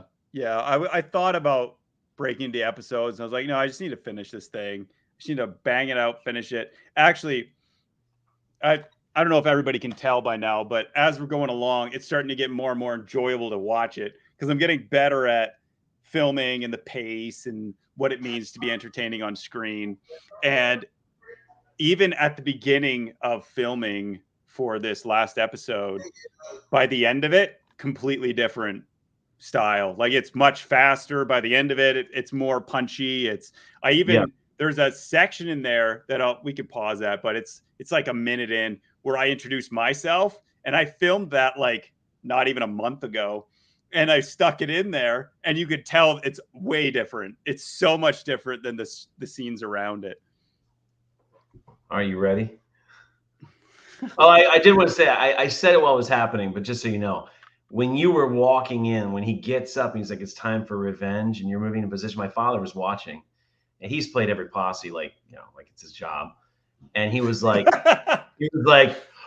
I'll see you in hell. Explosive rounds. I was like, Dad, I'm so proud of you. You know exactly what happened. And the thing is that an OP strat? I mean, if your strategy is take as much damage as you humanly can throughout the game and pray that nobody hits you with something at the wrong time and you don't have defense cards and that one health that you have left is all, you know. Yeah, it's OP. But there's a lot to make that work. It's yeah, for sure. That was one of you have a devoted follower that likes to chisel down my arguments, which is fine. I totally accept it. But yeah, it's got a lot to do with luck. But also I think what I really wanted to showcase was you're shooting people at 4s and 5s, and then you get 14. Yes. It's a lot. Yeah. It's and it's possible to do.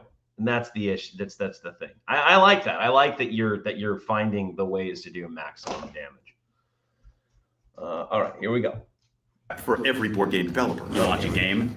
Let's do it. Expansions. The go-to next step for every board game developer. You launch a game, the hype wanes, And the money dries up. True. How predictable! These are better. I discovered something. So the game developers don't have to endlessly pump out expansions. Oh, the virus. But what is a board game virus? What are hacks? And will this really reignite players back to the table? With a different take on the same game. Now, let's write a virus, shall we? There it is, the world's first board game virus. Author, me. Hi, I'm Pwnz Jones, a master spot that I filmed a month ago. Test game so that you, creator, can unleash the true potential. And I've been doing it for years. And now, an 8-minute word from our sponsors. Just kidding. I've been making videos on testing and hacking High Noon for over a year now. More about this game in a minute. Stick around for my design challenge. It's a toughie, but you'll love it. This is the final episode in the series, but don't worry. Watching the previous episodes is not necessary. Now, let's get back to the board game. So you don't drink coffee? Wildest game design experts. No. What is that? Is it Diet Coke? I did it. I sipped it. Okay. Well, it almost becomes more terrifying than our little virus over here. But in order to make any of this make any sense, we're gonna have to go back over 1 year ago.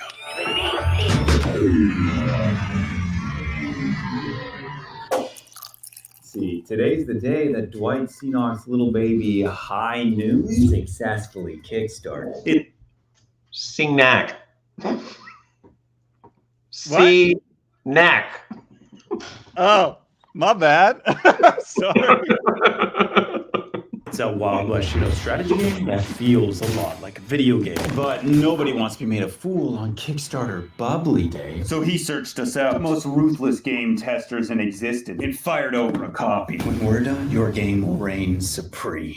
Dwight knew that deep down inside, his rulebook read like 6-player Twilight Imperium after 2 hours. That's true. A complete mess. So I kicked off the video series by playing through the game from the perspective of one of its main characters, the leader of the Leroy Gang posse, Quentin Leroy, all the while exposing the obvious and not so obvious hacks found throughout. But what's a hack? My IG got hacked. You got fished, Christopher. You gotta stop clicking on email links. But when it comes to board gaming, the term hacks means a broader name given to all of these different categories, highlighting the game's boo-boo. I hate it how it's zooming in. I've See, screwed that up. this gang did bank robbery. They're trying to fund a future big-time train heist so the gang can exit from crime for good. Quentin and James, they're brothers, Also want one teeny tiny thing from the sheriff. revenge for him killing their parents when they were young boys.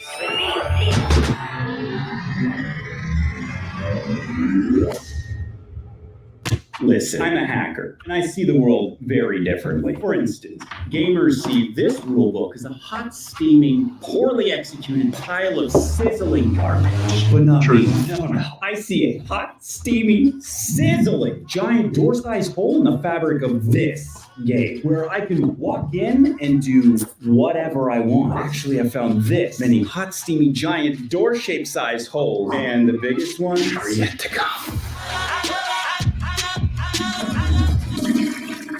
Do you get that? The flush? Do you get it? Yeah, I get it. turn. He's left with 2 inventory cards, and this one has never been revealed. With his gang and brother James all dead, Quentin's barely alive with 1 health, standing next to Sheriff Garrett and the exploded insides of his lackey Deputy Gates. And due to our coffee exploit, Quentin still has 1 action left. Well, who do we have here? My apologies for the mess, but your lackey couldn't hold himself together. I love how conveniently you've arrived. What do you get when you take Sheriff Garrett and you add an explosive round? My last revenge.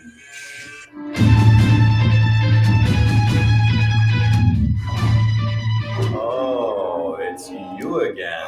And the virus reveal. Yeah. Oh, it's you. It's you again. It's you again. Virus.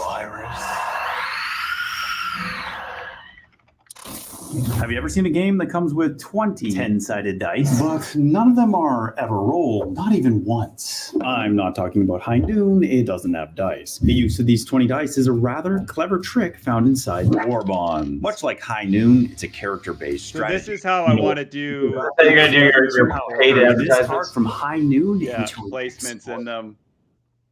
And so moving forward, also it's like if I get a big name, like the next one I'm doing is Risk Warhammer. And so that's just going to get views based on the name itself. And so what I'm going to put High Noon into that one as a showcase, right? Because no one finds these awesome side games ever. And so if you staple them to the side of a giant video that's going to traction, then I think that's better off for everybody. Yeah, that's pretty awesome of you. I was watching it, and it was the second playthrough through. Honestly, I'm watching it the very first time, and it could have been that I was just so giddy about the fact that I'm finally seeing the final conclusion. But it was so seamless; it didn't seem out of place until like the second time I watched it. It wasn't that it was out of place, but I was watching. I was like, "Wait, is he plugging right now?" But then I was like, "Oh, this is how he's going to do his product placement. That's cool." Yeah. A tipsy, almost God mode exploit. Cheers. I like that. Exploits.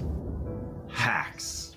The tiniest of issues. Board game creators, they send me their games all the time. Some of them quite desperately. I actually broke that chair. Did you really? When you fell back?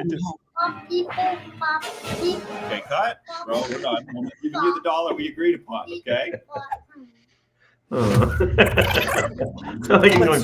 War Bonds for an example, and I'll show you where they goof. But first, what they did right and how they utilized all these dice without ever rolling them. Game starts. You select your warlord and hit up the battle board. Recruit and attempt to keep loyal various warrior followers as you vie to eliminate the enemy players. You'll like it if you really like heavier strategy games. And you'll really like this. The most boring piece of this game. See, every character on this board is also linked to this one. So you'll never hear, "It's your turn." This game doesn't have any traditional turns. And every round plays out based on the ordered position on the chart. The faster the character, the sooner it gets to play. Elite level mechanism right there. But what about the bad? No. I did not put this game through our gauntlet testing. Yeah, the gauntlet testing. You'll agree that if you're not sucked into the board game, what's your gauntlet testing? I turned this video into several things. It was a conclusion for High Noon, 1, but 2, it was also an avenue to plug other less known games. And then on top of it, it was a bit of a sales video because I've set up a funnel page for people to go in and get their games, much like you manually did back in the day trying to get a hold of me. You can just go to, it's boardgametesters.com. You can just go there and you just plop whatever testing thing you want done, how many players and all that, into a cart, and then fires off the game. Excuse me. And then you'll be able, there it is. And you'll be able to, get a 250 plus data sheet of points and suggestions and all this stuff. Yeah, that's the page. No, that's not the page, actually. Take me to the gauntlet. Yeah, that's the one. It's broken. Okay. It's been hacked. It's been hacked. I had problems with it the other day. But anyways, and so it streamlines all this so that they don't have to do what you did and sit back for a saga and all this stuff to get all the info. It just shows up in a few weeks in your inbox, and there you go. That's all the fuel you need to get your game respawned, right? Get all the cracks out of it. That's cool. So have you launched this already? It's already like going live. You've got So it's even I'm even branching into the digital, where if you have a digital board game, you can submit it as well, and then we do a bunch of testing with that. But yeah, definitely. All right. Well, we'll talk about that right after we resolve this. The experience tends to fall flat. There went the chair. Yeah, I broke the chair right there. The frankly unappealing chart, the boring battle map, the muted box colors. Yeah, so I took a swing at some of these graphics, and I don't think it's too much work to make this game look pretty darn good. See, and you did that with Midjourney, right? I did, yeah. About this game, including these dice. They'd be better off colored red, though, because instead of rolling, these dice are set to a specific number to track the health of your characters. You guys ever done this before? Testing your reflexes? Whoa, that was a close one. Okay, let's try just a little bit harder. Yeah, I didn't kick the camera. I sure made it look like I did, though. The camera's way back there. And that's what it's like to be me, a board game hacker. While reading the rules for a game, my mind instantly gets hijacked. Like a reflex! And the deceitful little exploit stands center stage. I can't help it. Welcome to the High Noon Whiskey Shot exploit. But firstly, what does this card do anyway? At any time for free, you can get back 2 health per spent card. And there's 5 of these bad boys. Liver failing kind of powerful. A name appears at the bottom of every posse card and describes who's allowed to use it. Pretty obvious that this boozable card is meant to not break the game by only being played with the faceless characters of the Leroy Gang posse. But I'm a fairly disagreeable person. I care less about how it was meant to be played, more about how it's written. Now, let's turn to page 7 and 14. Referencing Quentin and his posse as a whole as the Leroy Gang. Back in the deck with cards for everyone in the posse, Leroy Gang. So who exactly doesn't get to use this card? So much ambiguity. Because from the looks of it, I can just stack all these on Quentin, regaining 10 health for free. No. No, you can't. No, but you caught it. You're like, I'm pretty sure this is written this way. And you're right. In the book, it's really the book and the back of the card should say James and Quentin Leroy and the Leroy Gang. But I don't think I can fit that on that band. So my counter to that is when you're looking at and you even had it in the you even had it in the video, but I'll just pull it up. The Leroy? Yeah, you have James Leroy and Leroy Gang. And we know that we also have Quentin Leroy, which does not say Leroy Gang at the bottom. Right. So we know we should be able to deduce from this that the differentiator here. You're right. You're right. I stretched it a little bit, but the reason why I did stretch it a little bit is because it came up too many times. It came up too many times. It comes up all the time. You're not the only one. Like it is absolutely an ambiguous thing, and I think it's going to have to be just a little cancer. It's because I don't know how to solve it. I just, with the space that I have, without doing like a total redesign of the back of the cards, at least. I don't know. Yeah. We'll see. But it's a good. Yeah, you're right. You got it. You got it. But back to the board game virus. Yes, I can get a bit obsessed. You'll see why in a second. But first, what is a board game virus? What is your name? Hold up. computer viruses. A computer virus is code written to exploit holes in a computer's security. And they be nasty. Like portaling your data into oblivion, blanking out your screen, or even time dilating your computer back to the speed of the 90s as your face peels off while waiting 12 minutes for your system to boot and your start menu click to finally register. Mom thought that was hilarious. So what is a board game virus then? If a virus exploits weaknesses in a computer, then a board game virus exploits issues and inconsistencies, hacks found within a game and its rules. Remember when I said I could get obsessive? I sat down and found every single hack within High Noon. This episode was, or that scene was so much longer. I had to cut a bunch of it when I was upside down. I've noticed, as a close follower of the series, that my new virus posse has been present this entire time. That blew my mind. First things first, in this game, every character needs a way to eliminate their enemies. Pistols, rifles, a bow, hell, even tomahawks. But since this game has no dice, I decided to lean in hard by designing this. A phase-changing pistol. A glowing-in-the-dark thing of beauty. But what about the greenish hourglass horizontally accosting its side? The most mind-blowing part of this character, and a near impossible feat to pull off in a board game, time travel. That's all coming up in a minute. But for now, let's see what this virus is capable of. There are. First of all, just shoot me the STL. I'll resin print that guy for you. Okay. So Okay. So I made that myself. It's sitting right here. Actually, I made that myself.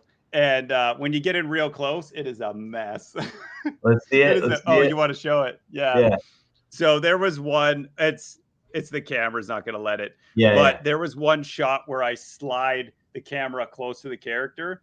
Yeah. And I think we may have already gone past it, but it was only like a 2-second shot. And I had that in the editor, and I was like, I can't show this because it just shows all of the garbage details. So I like blurred it, gave it a blur effect and everything. No, you can totally see it. You can see it. Yeah. I was like, oh, bless his heart, he made a mini. Let me help with that. 4 areas of note for a virus posse: combat, hacks, that's it, and time dilation. It all starts with these dice and a completely blank deck. So those are my fingernails. We'll continue with all these what's that? in a minute. What were you saying? So there's little Easter eggs in all this. There's a few that we've passed that I didn't mention either, but those are definitely not my fingernails. Oh, that were doing all of it. And it wraps into the ending as well. So. Yeah. We left off, Quentin just drank himself to heal and is chiming to pepper the sheriff with all sorts of revenge. I am feeling brand new. The problem, Sheriff, drink? is that you done messed up, murdering my parents in front of my 8-year-old eyes. You missed one thing, though. Killing me, even after downing that entire bottle of booze. The one that you spilt all over the gravel just there? My turn. One action. Say hello to that explosive round for me. It's not enough, and he knows it's not enough. Look, his attack plus the explosive round. Quentin is still missing 4 damage. No revenge. Sheriff walk. Or does he? Maybe Quentin's been using an overpowered strat, outmaneuvering all the other players for the entire game. But do you know what other game maximizes the fun while tactically outmaneuvering your enemy? Tell us. Rome Rising. Game packed with literally everything starts out in 219 BC. 6 nationalities battle it out for control of Victory City. Build your army, sail your ships, and hit Control P. What? Yes, this is a full-on print and play. Much like this. Cireblood's BBR4. That's in my kitchen, man. That is cool. The colors on and hung in my kitchen. Like a ball. Rising Empires is a gorgeous Roman-era historical-based tech-progressing complex strategy game. Loaded with land and sea battle board, commanders, generals, engineers, fortresses, siege towers, boiling hot oil, and coconut bikinis. Okay, so I may have made up that last one. Full disclosure, I was privy to most of this game's development, credited for attribution legalities and general contributions to the rulebook. But this, the most intense, thorough combat experience I've yet encountered. Think combat from Axis and Allies. This is right up your alley right there. I'm here. I'm looking. I don't see the minis. So I gotta go get main combat roles: attacking invention, defending invention, general enhancements, defenders can retreat, fortress assault, wall destruction, territory capture. If you like dice combat, then you'll love this game. But it's not all chicken wings, wings, hot dogs, and bologna. Utilizing the generals can be overlooked easily. Even though the combat is extensive, it can be viewed as too all-encompassing. Gameplay can run long, not unheard of for complex strategy games, but long is long. Although I did assist in a bit of the rule book, it is written by a Swedish man. So That's a little areas racist. can be a bit wordy. Really? Not that bad. So, how do you actually win at this complex strategy game? It's all about keeping secrets. Letting other players know exactly nothing about your strategy. Much like Quint finding an overpowered strategy of, well, let's take a look then. With character sheets and inventory cards, the rulebook tells you to lay them out like so. Isn't that just rather convenient that your enemies can look over and figure out exactly what you're up to? But it's all about keeping secrets, remember? The rules say nothing about hiding your inventory cards by laying them face down. Giving They your do enemies now. Exactly zero. They do to receive. I saw this coming. Dad saw this coming. Yeah, when you because you attacks. because you've already done the coffee beans and the repeater rifle, and then you did the explosive rounds and the see you in hell. This is really the only this is the quintessential Triforce of OP right here. And what's hilarious is right before, like a week before you published this video, I was out of town and my father was one of my buddies was staying over with my parents, and they would play High Noon every night, and they would call me about rules questions every night. Okay. And the last night they called me, the last game, and my buddy had been trying to beat my dad all week long, and my dad would just smite him because that's what he does. I can't even beat my father, and it's my game. So he's sitting there and he tells me the scenario, and it's this scenario. And they're asking me, how does it get played? Does it get played this way or this way? And I'm like, no, it gets played this way. And either way, it didn't matter. But I remember my father going, well, that doesn't work for me because then I die. And my father, yes, I'm going to kill him. So this literally had just happened, and then you published your videos. That's funny. Chef's kiss. Props, another attack, another defense, and so on. Welcome to High Noon's combat mechanic, where your hand decides if your characters live or die, and remaining attack damage is dealt to the defender. The absolute worst possible outcome is getting attacked without playing a defense card, because chunk. But you don't have to worry about that because the combat almost never comes in threes, so it's not, at the very least, overly excruciating. Side note, defending yourself against flying bullets, how do you do that? I think these defense numbers... Was that right here? Sort of quantification of what it means to have bad aiming luck. Yeah. Okay, yeah, it's essentially that. High Noon has no dice. But at the beginning of the game, this virus posse rolls 2 dice to set its attack range. But what about dealing out an actual attack? High Noon uses cards for combat. How is this possible if you're using a completely blank deck? Just like the design of this pistol, it's all about the dice. Each blank card is... I like that you've incorporated the dice into the gun itself. A dice is rolled to determine those respective values. Okay, so I told you about this, and I want to just say it out loud. I love this idea. I love this idea. We do have in this, like the maximum defense or attack is 5. So, but we do have people who now, like there's other, like Miroslav Zorik has cards where he draws blanks. So because he draws power from his generator that he can add to the attack and stuff. So if you make the 6 equal a 0, or if you were to do this with custom dice and just have a blank side, and then it's 1 through 5, then perfect. Yeah. Making the virus posse a wee bit unpredictable. A little bit of violence there, a little bit of pushover. Mechanism. Be happy. Okay, but question: are you rolling up all your cards at the beginning of the game? What do you mean? You have this deck of blank cards, right? Yeah. And then you play the card and you roll the die for that. Is that what you're doing? Yeah. So why not just have one card? Well, because you got to have so many cards in your hand.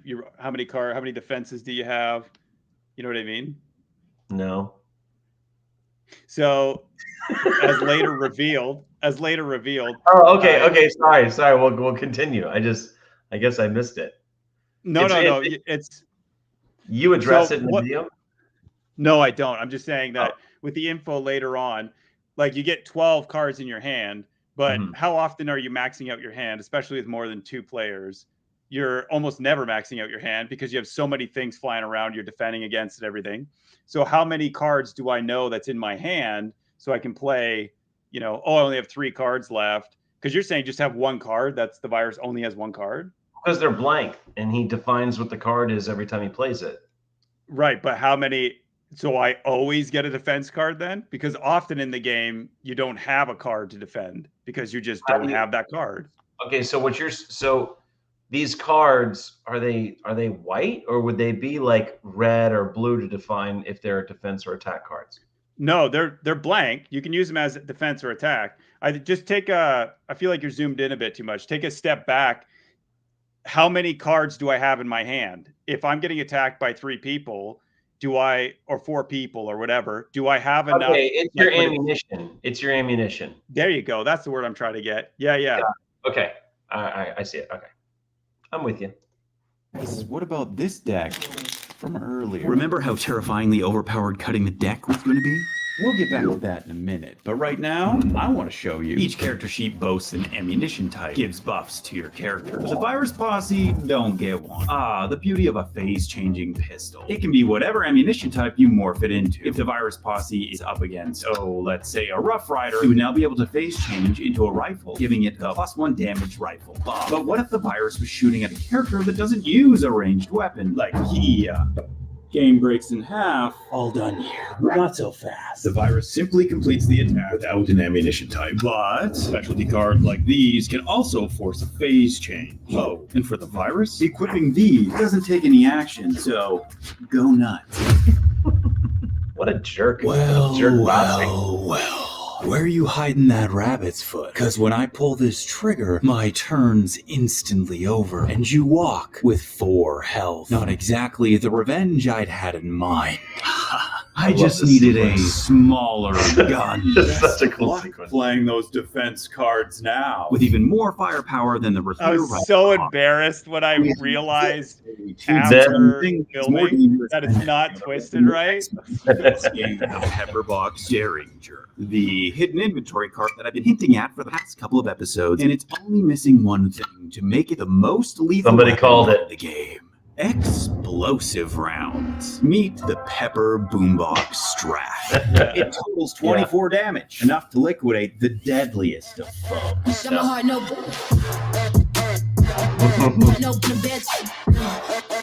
But you have to be within 5 squares to do it. Like you've got to get up. You got to get up close to the person to be able to use it. Oh yeah, for sure. That's kind of my trade-off. And plus, you have to have explosive rounds. Like you've got to have the explosive rounds, and you got to have the pepper box, and you got to be within 5 rounds. There's a lot, and explosive rounds are in the gear and weapons, and the pepper box is only in weapons. So these are very much like the stars have to align. Very true. But before you hit play, you showed me earlier a bit of a marketplace. So really getting a hold of these things can be a lot easier. Absolutely. That's why it's an end game mechanic. The marketplace is more of an end game mechanic because you got to deal some damage to people before you can actually buy the stuff. There's also a mechanic in the marketplace where if you use the game tiles for the Jenkins Brothers, Moncoma Cat, and the Abernathy Gang, their starter tiles are the general store, the blacksmith, and the gunsmith.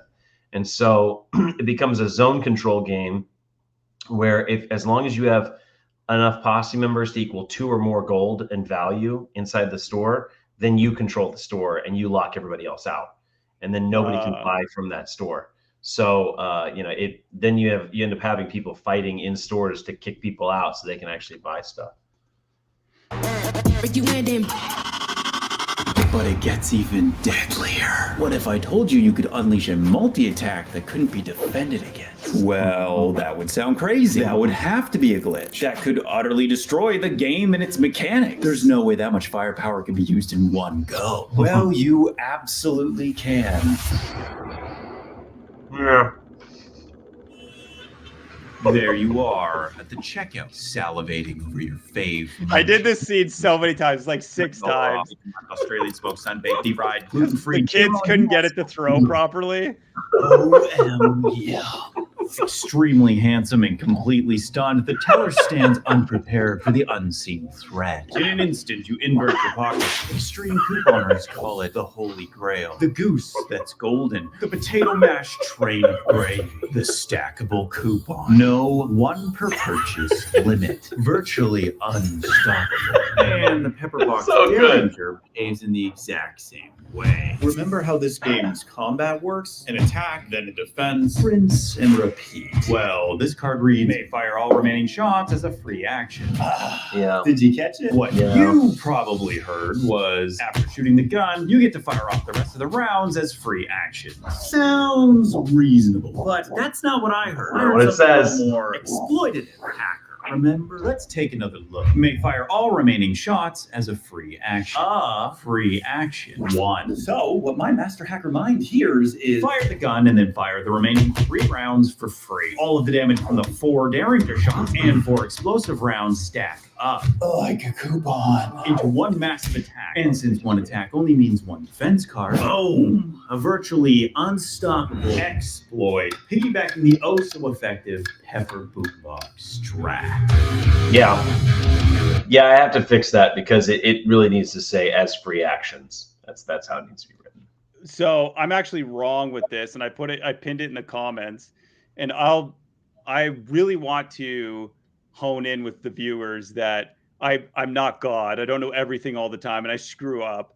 And so every episode you'll see in the comments, hey, where did I goof? Tell me, these kind of things. And that's where this falls in. I added them up as 1 action period, the whole thing. Whereas what I should have said is it's 2 actions, still an exploit because it should be 4 actions. But then the defender gets to drop 2 defense cards, not just 1. Right. It's a 6 and an 18 is essentially what you're saying. Yeah. I mean, either way, Pepper Boombox Derringer, even played appropriately, it's a lot. It will decimate anybody. It's a lot. I think only Colonel Rogers has a good chance to stop it. But how? Quentin's in the back of the bank, all alone. Well, let's rewind a little bit further. The rulebook reads, windows serve as portals in walls that allow players to shoot through and take cover behind. They couldn't just say a window is a window. So guess who can now spawn window portals? At the end of the virus's turn, as a free action, it can open a portal from one window to any other, auto-closing at the end of the virus's next turn. Portals can be used by anyone. It's all making sense now. Early in the game, the virus opened a portal. Quentin fires through that portal, wounding the virus. In response, the virus tosses in explosives. But what if I told you the virus could do something even more cray? Something so extreme it requires the spawning of a second type of portal. A portal to seemingly nowhere. A portal for dark blackness. Nothing.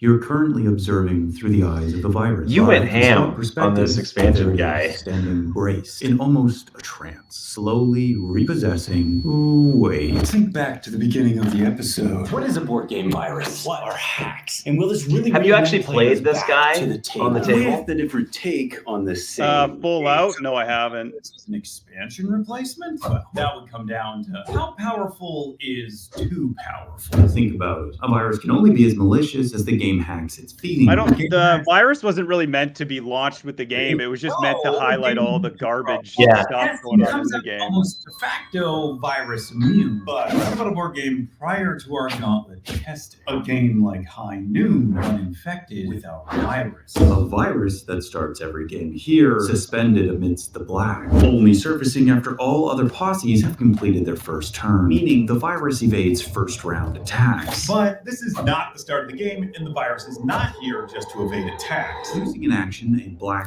window portal can be cast, one only the virus can enter. At the start of its next turn, the virus glitches through the black portal into the dark void. An ability only allowed once per game called Going Dark. And it's not just evading combat that makes this ability so desirable. It's what the virus portals back to the surface with at the start of the following turn, repossessing 3 health.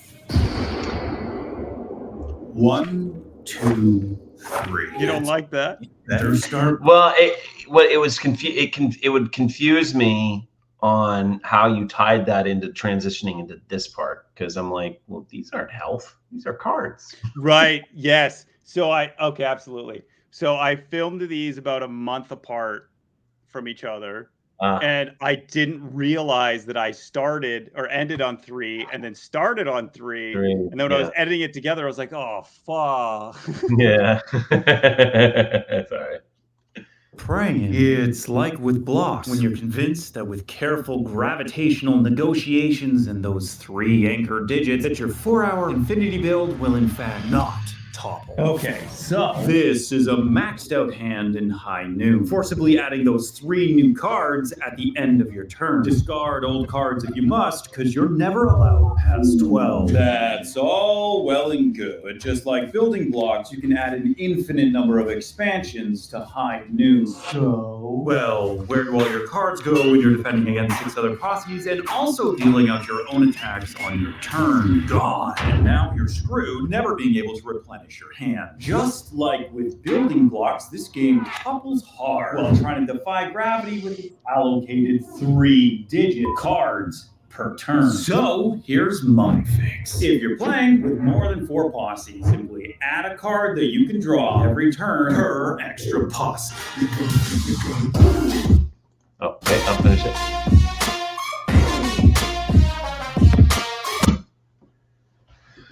But you've never actually played more than 4 posses in a game, have you? So I was actually just going to ask, have you noticed that this is a thing? Because the best I could do is play a 4-player game and then speculate. Because on 4-player games, you almost have nothing in your hand. Yeah. Yeah, so I'll tell you, I've played many. As a matter of fact, the vast majority of our games that we play are anywhere from 6 to 8 players. So this is less of a situation where it's a mechanical failure and more of a situation of a strategical failure. Here's Dwight's fix. Don't march out into the center of the battlefield where everybody can attack you. No, what ends up happening almost always is so when you're playing the 4-player game, your map is 4 players. It's tight. When you add players to the game, you're not just adding their starting tiles, you're also adding additional game tiles. And so that game board gets progressively larger. It can take up the entire table. So the chances that you will be the target of everybody, let alone more than 2 other posses at any given round, is very, very low, unless you are the guy who is the total a-hole in the table that has angered everybody and they're all out to get you. That can happen, but again, that's about how you play. That's really not about the rules. So rarely have I ever seen a situation where somebody has no cards. It's almost always that they've got a bunch of cards they love, but they still got to discard because they have too full of a hand. Okay. That's been my experience. That's been the experience that I've seen at the tables. It's not a bad idea. I'll just be honest. I don't mind it. I think it could be interesting to see it played. I don't know how it would play. It's not a bad idea. It's a solution in search of a problem for me at this point. Yeah, I get what you're saying. The one thing that I noticed with the nature of the game is if you're on the attack, you usually have the advantage quite heavily. And so if you're playing 4 people and everybody's a backstabbing a-hole, just to let you know. So as soon as they smell weakness somewhere, like someone's getting low, they'll go out of their way to try and get that gold. And so it becomes this, like, the first one to get shot is totally effed because everybody just sicks on them. Because there's like, where do you point your guns at? Oh, there's a weak one over there. Okay, I'll go hunt them down and try and get their gold. Yeah. So in situations like this, what I would encourage players to do is form very uneasy alliances. Where there's nothing in the rule, but the Book of No-Nos doesn't say you can't. But that's what's happened a lot at tables I've seen. People will form like, hey, listen, truce for 2 rounds, 2-round truce. And they'll do it. They'll start it on their turn because they're like, I could attack you right now, but let me do a 2-round truce with you. And then you have like a fork in the road because they'll generally the person on the other end will almost always accept because they're like, yeah, I don't want to get shot by you. I'd rather use those cards for somebody else. So they'll usually accept. And then the fork comes, does that person honor that 2-round truce or not? And that is something that can have ramifications on future games. So very rarely have I seen somebody break a defined truce because they know that in future games they're going to want to be able to have that goodwill to form other treaties. And that's what I've seen. Like, I haven't seen a game played where everybody's going after everybody. Almost every game that I've played or seen played, people are forming packs and they're working together in the beginning. It's almost like the Hunger Games. They're like working together at the beginning. And then once their enemies are dispersed, then they turn their guns on each other. That's what I've seen. And if you're running into that situation, I would encourage you, try that out. Try that OP strat. Well, you've got much nicer players then, because it's friggin' ruthless. People are over there. As soon as there's blood in the water, everybody's friggin' I don't. Yeah. So there are certainly a lot of different players or types of players. I mean, I will hunt down somebody if I'm that way. If somebody is close to gold, I'll go after them unless I either A, have a treaties with them, or B, I see that they're still useful to me. If they can, if they're causing a problem for somebody else and that person is distracted by that, so I can focus on my thing, then I'm not going to go hunt down that person. But that's just how I play. So, God, I feel bad for whoever that unlucky person is in your table. But yeah, try it out. Try that out when you get all the expansions in. Try out that fix. I would encourage you to play it as is first, and then try it with your fix. Also, there's a setup thing. I don't think it's in the rules. I know it's not in the rule book you have. I'll add it to the one before I publish the new one before I publish it. But when you're building the map, there's no real rules for building the map. You should just build it however you want it. Right. What I recommend is that every player start with a random tile, either 2 random small tiles, or one small being the 2x6, or 1 random larger tile. That generally creates, and then you go around the board and you put the tiles down one at a time. Gotcha. The people that have leftovers, then they take their turns and whatever. That generally puts together the best boards that I've experienced. So when you get those expansions, just put that in the back of your head. Like, that's how I recommend. Gotcha. Way back in episode 5, I lied. I deceived. To keep the mystery, you were watching Quentin Leroy die on screen. Yes. The Quentin Leroy. And you're given almost zero info about it. That's because the death was almost immediately erased. I then lead into this text screen 3 turns prior. But this text screen should have actually read, well, let me explain this first. We learned way back That's a cool that flip. this thing is not meant I to did it Try that. one shot. One. Pocket Frankenstein Wow. rule book anywhere. Victory is declared at the end of 12 rounds. 12 rounds. 12 circles. That's my best guess. But back to our deceitful text screen. It should have actually read time dilation to 3 turns prior. Posses retract their steps, health is returned, and dead characters regain consciousness as time dials backward. Yes! Officially introduced time travel into a board game. First ever, let me know. Using a character. Okay, hit pause real quick. So I'm going to go through something real quick. So there's first of all, there's a bunch of Easter eggs all throughout that. Before, I want to talk about before. Do you remember episode 5 was in 3 parts? Yeah. Part 1, 2, 3. Well, if you look back on the timeline of the video, it's in 3 parts because that's the 3 turns that were rewritten. So when you start seeing the swirling around the edges, it shows the game being played really quickly. Okay.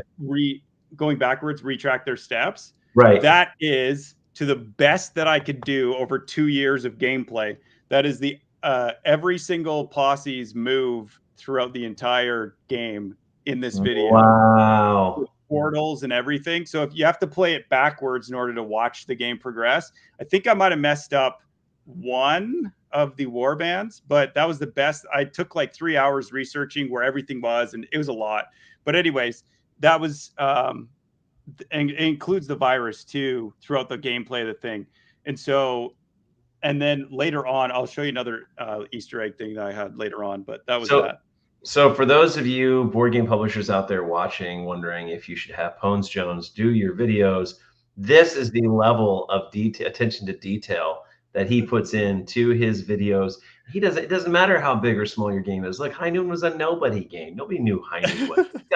This guy made an opus around it, all right? He put his all into everything he does, except for whatever's going on over here. But everything else. By the way, dude, that is so tiny. I can't even see it. The camera can only see that, like legit. You asked the question first ever, let me know. And I know I mentioned this in the messages, but I went and looked it up. This is the Kickstarter loot that's going to come with Miroslav Zorek, his invention, his time stopwatch card, which will allow you, it does allow you to kind of go forward in time and do a couple of things, which coincidentally enough, for 3 rounds, something about 3s, you know? I don't know. Yeah, there it is. No, so when I saw this, I was like, oh, this is so cool. This guy is tapping into like everything that is great about it. I love it. I love it. I want to see this. Who here comments in the video wants to see this virus as a posse coming soon? Put your comments there. The virus can infect Give the a turn like tracker to the dial video. everything 3 turns back. But why my death? Well, a dead virus can't infect a turn tracker, now can it? His only hope is to find a weakness amongst the posse and exploit it. A weakness like my barely breathing gang after a massive bank shootout against the sheriff and Colonel Rogers' men. Dialing. Okay, hang on a second. So he can only trigger the time lapse on a death. Is that what you're saying? Okay. Yeah. Back time doesn't return cards to your hand. Our hands left empty of Leroy. That would be a nightmare. Defense cards. So it's the perfect setup to ensure the slaughter of my entire gang. But after the 3 I turns, printed that gun, by the way. I saw that. Ended up back here in the exact same spot as 3 turns. Did you design it? Except for this time, I was the only one of them no, I didn't. left alive. The virus Took everything. Even the plan to rob this bank, then the big train heist, all to fund my brother and I's exit from crime. The opportunity to finally get revenge on the sheriff for murdering my parents in cold blood, almost gone. With only 1 health left, it was very apparent that the promised change in fate was nothing more than the virus's attempt to exterminate my posse. But fast forward. This video brought to you by Midjourney. Yeah, really? My health recovered at the gates dead, and now my final action, while staring down the barrels of my pepper box loaded with explosive rounds. Well, it looks like you failed your little extermination virus. But my time traveling mechanic in this game is a bit clunky. It requires meticulous note-taking or a perfect group memory. Neither is ideal. So that is where my challenge And you come in. create a simple and smooth time travel game mechanic element, but without the game being themed around time travel. And I'll even offer a free gauntlet playtest and promotion right here. By the way, one of the first games I ever made. So that's a prototype for a game you did?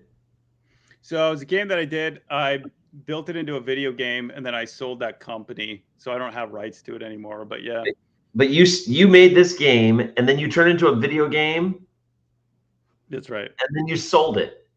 Yeah, I don't think it's still up though. I don't know what they did with it, but yeah, that's what I did. Was it called Zombie Zone? No, it was Zombie Exodus Swarm Chernobyl Winter, I believe is what it's called. Okay, I'm not gonna remember that. That's impressive, man. I didn't. That's just a little throwaway. It's just whatever. Resume that that's cool. Games I ever made. What you're watching is a throwback to the chilling opening scene of this series, with one entire year poured into this very. Is that the Lego I've changed ATST? quite a bit, and I'm happier. Yeah, it is. The secret. Removing those who actively hold you back, and embracing those who help push you forward. By now, Okay, hit pause on this. Shot fired. Yeah, really. So I gotta say something. So a lot of every episode up until this last one, I was going through separation or divorce. And so I don't know if you can tell, but on this episode, there's a lot more fun. There's a lot more laughter. There's a lot more, it's not so damn serious. Like, I wouldn't say depressing, but it's not so damn serious. And a lot of that has to do with obviously removing those who are, it's a divorce. Come on now. And so, but it's also got a lot to do with my new girlfriend, hopefully wife soon, Jen. And she's been amazing. She's given me support that I didn't even know you could get and to feel and to push forward. And so this episode, the demeanor of this episode is because of her. And that's her hands that you see every once in a while back earlier on. But that shot also lines up with the ending, in which we can talk about that at the ending too. But this whole end piece for the character, for me, and for the board game all come together in one. I definitely felt that. So yeah, we'll get to it. But there were times where I would reach out to you because I had gone through my divorce, and I knew you had children, and I mean you knew going into this about the past of my son. So I knew that I didn't want to get too involved. I didn't want to get too personal because I didn't know you. But at the same time, you put all this work and effort into my game, and I mean, not to get on a pedestal or anything, but like, it's kind of hard being a man in this whatever in this patriarchy thing they call it. It's hard, and when you go through a divorce with children involved, it's very I wouldn't wish it on anybody. And when I was going through it, I found myself in a very dark place, and I was like, I couldn't help myself, but pray for you, because I was like, man, I hope he doesn't find himself. I appreciate that. So that's why I would always reach out, because I just want to make sure you were okay. Yeah, credit to you. You did. You were one of the like, obviously I have family and everything, but you were one of the people who didn't know me very well. It was like, hey, if you need talk or anything. I didn't end up taking you up on it, but that's got nothing to do with you. It's just where I was at. That's fine. That's totally cool. The offer still stands. All right, here we go. Let's do this. You're well acquainted with posse decks, 3-card draws, and the strict 12-card hand limit. But what if I told you that half of your posse deck is now plotting against you?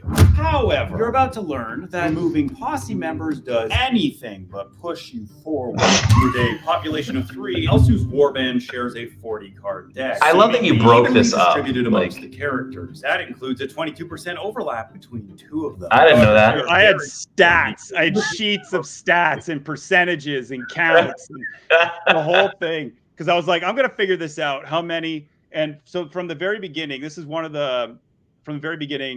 talk about script and the whole thing, this is one of the big things. I was trying to plug it in somewhere, and it fit right at the end because it affected Sheriff Garrett, in my opinion, the most, and it doesn't affect Quentin the most, because there's so much overlap in that deck. But this is something that I want to talk to you about after we watch this scene, where it's like, This is like a legit thing, I feel. It is. There's and it's more of a 51-49 on the split. It's 46 something for these two. Yeah.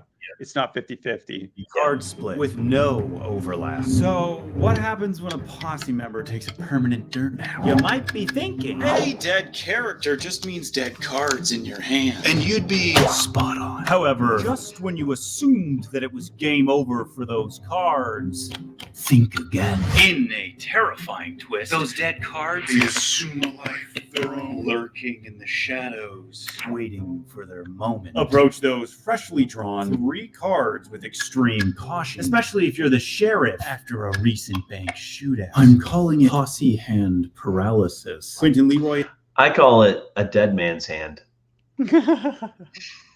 is well aware of the extent of the sheriff's suffering. Sheriff, I'm getting tired of pointing guns and laughing at you.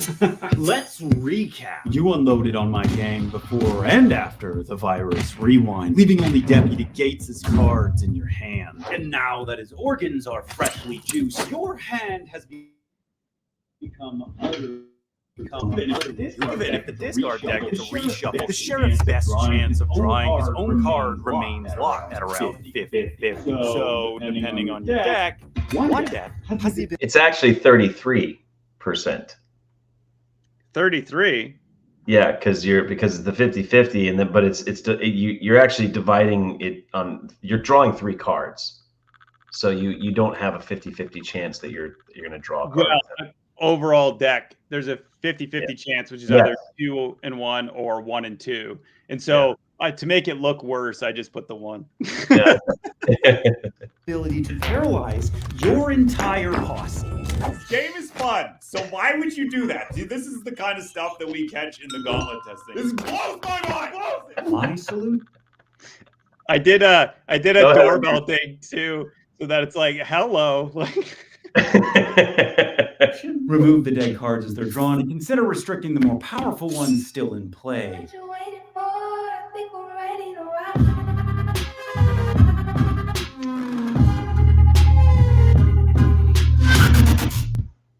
Okay. So I found the most frustrating thing, especially like you're playing with 4 people, like we were discussing earlier. You become the target. All of a sudden you're down. You have 1 or 2 posse members down, whatever it is. And now you're drawing dead cards. And you're like, oh my God, I'm totally effed. And that it's the other way too, especially in the beginning. Like you're drawing cards that you can't even really use. Right. Or you have cards in your hand with characters that you have no plans of doing anything. And so then later in the game, after you've discarded those cards because you had no plan for them, it's like, oh, I could have actually used those cards at this point. Yeah, exactly. And so it's the most frustrating when you're already down on your luck and you're you're drawing dead cards. You're like, I feel like I should just be standing out in the middle of the square getting shot. So I think that's going to be that's generally the experience of every first time player, because they don't know how to play the game. They don't know how to play the posse, let alone the game itself. Every posse has a play style, and they have if you don't play to their play style, then you're gonna have a bad time. So when you're dealing, when the dead man's hand is intentionally driven to it's created that anxiety. It's basically simulating the anxiety of not having that person with you, and what that effect has on your psyche during an actual shootout. So to counter that, I mean, I don't know how to speak to luck or unluck, because that's just going to happen. But if you play the posses to their natural strengths, you'll mitigate a lot of that lack of luck. For instance, the vault in the bank is a trap. Quentin going for that loot, unless I never go for it unless it's a weapons crate. Quentin going for it removes him from the game for like 6 rounds. And right? And so unless the Leroy gang pull back into the bank and huddle up, they're going to get mowed down. I've seen people do that though. I've seen people like pull the Leroy gang back, get their cards right, and then like Butch Cassidy and Sundance it out the door, and it works. Elsu and his warband, like they're the hardest in my opinion. They're the hardest posse to master because every character has their own specialty, and too many people push in with Kayataka rather than maintaining that 20 range distance. Too many people rush in with Elsu rather than keep him at a mid range and really use him as an order issuer, because with his war cries and shoot fire arrows and watch the board to see who's getting attacked the most, so that you can then unleash that strategic poison arrow, because it's not a heavy hit, but if you can deal that just one damage, then that character is screwed. And then they'll rush into battle with Kiya way too soon, and they get him off. And so with the sheriff and the deputy, people generally think that, well, the sheriff's the sheriff. Who cares about the deputy? And the deputy is right next to the window. And as a matter of fact, he's in front of the window. He's next to the door. So let's get out there and get some action. And they'll lead the deputy into battle, and the sheriff will be moseying around the jail going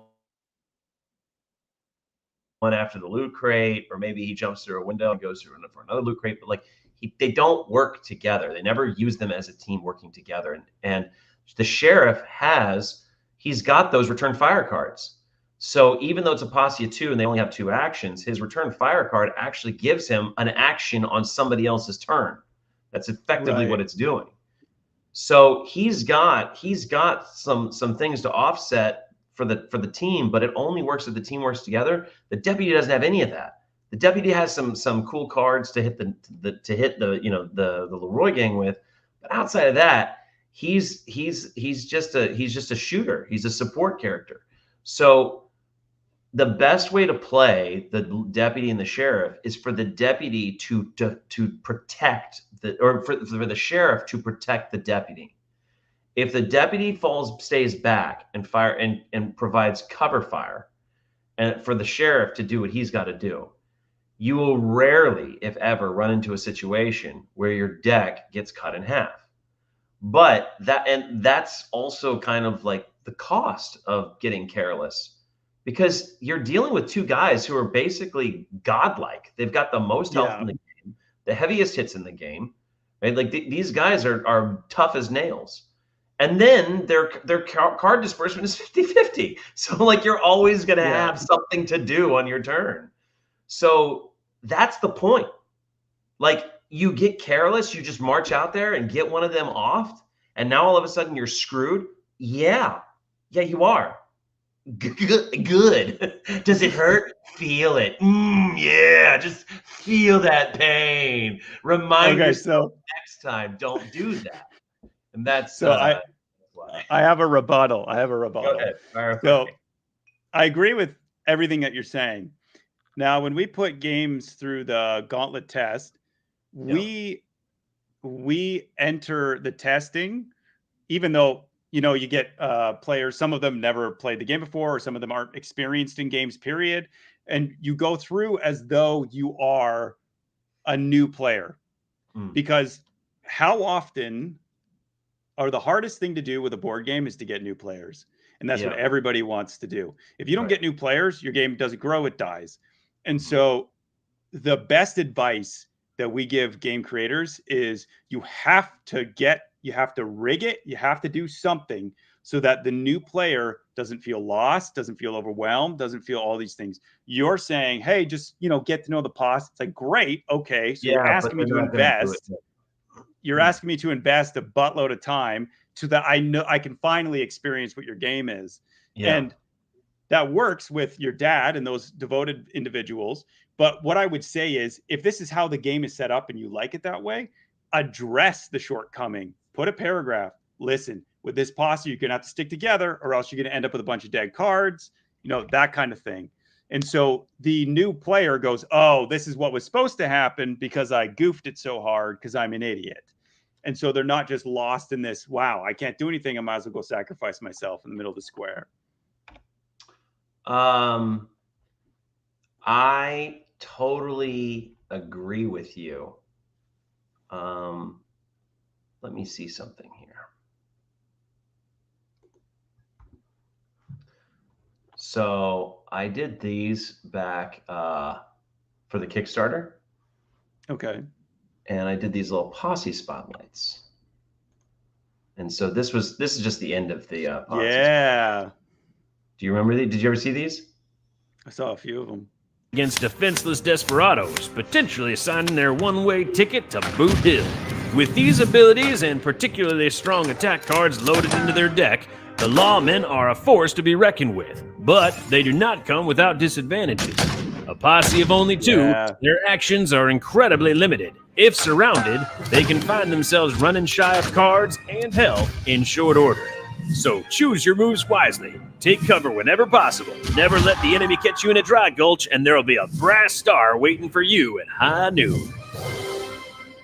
Yeah. So I try, but maybe I can do like I could probably put some strategy tips in the rule book to speak to how to play the posses. I could probably do something like that. I think that'd be good. I think if you even broke the fourth wall with it and we're like, listen, let's get real here for a second. This is what's going to happen if you goof up. You're going to end up with dead cards or something. The expectation that the player made the error, because the player is going to walk into it going, this game's broken because I can't do anything. So if you flip the table early and let that give them the insight, then the new player isn't going to be pissed and not want to play anymore. It's a good point. Thank you. All right, let's see how this ends. I hold death in my hand and every reason to pull the trigger, avenging my parents, brother, and gang. But I won't. See, this virus has taught me something profound, and I won't be shedding any more blood, Sheriff. Just so happens that I'm not the only one that you wronged, Sheriff, in life. Nobody escapes their reckoning. Boys, he's all yours.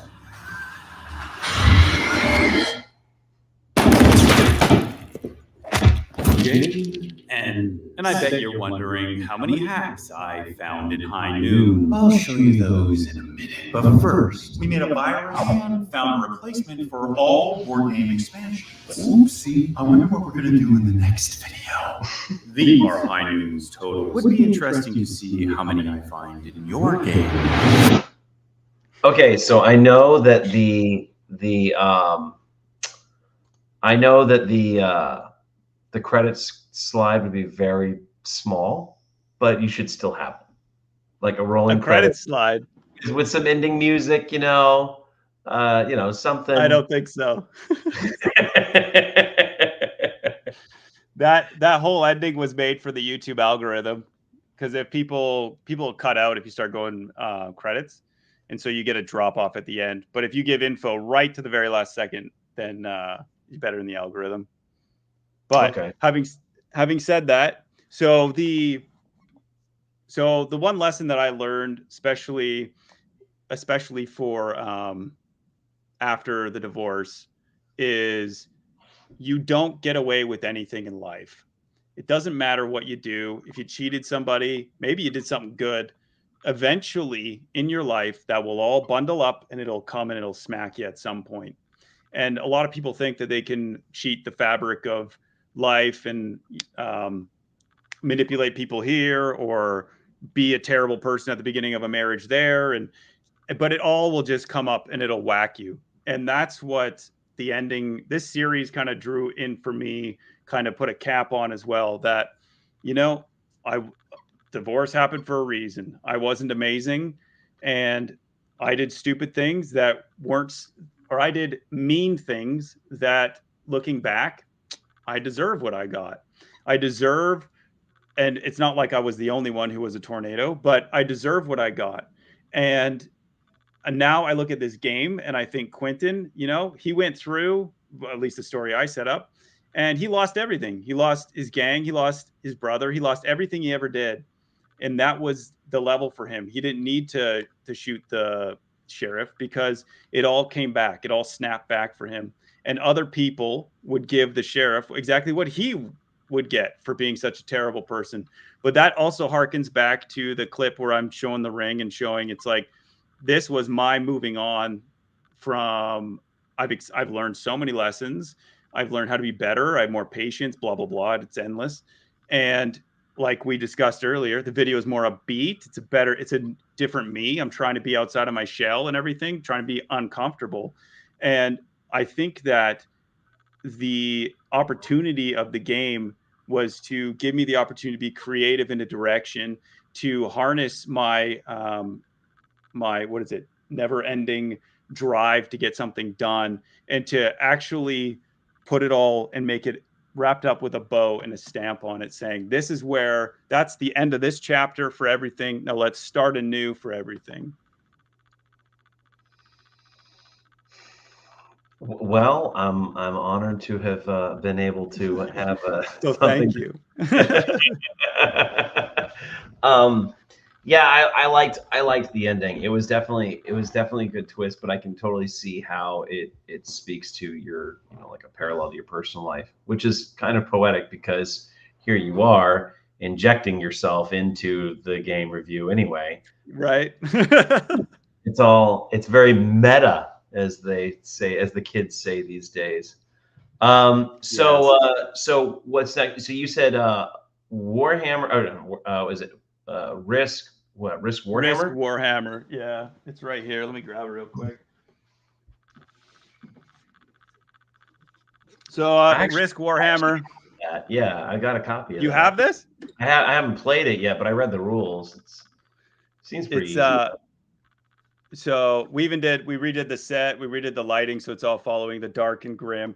But yeah, there's a ton, man. I think there's less than your game, to be frank, but there's a ton. And so my objective is I don't think I'm going to be playing it out the same way. There isn't going to be a counter for everything. It's too slow. So I think I'm going to show almost in passing, you'll see like error here, this is messed up, here, there, counters on the screen with numbers or arrows or something. And then at the end, we'll do a tally.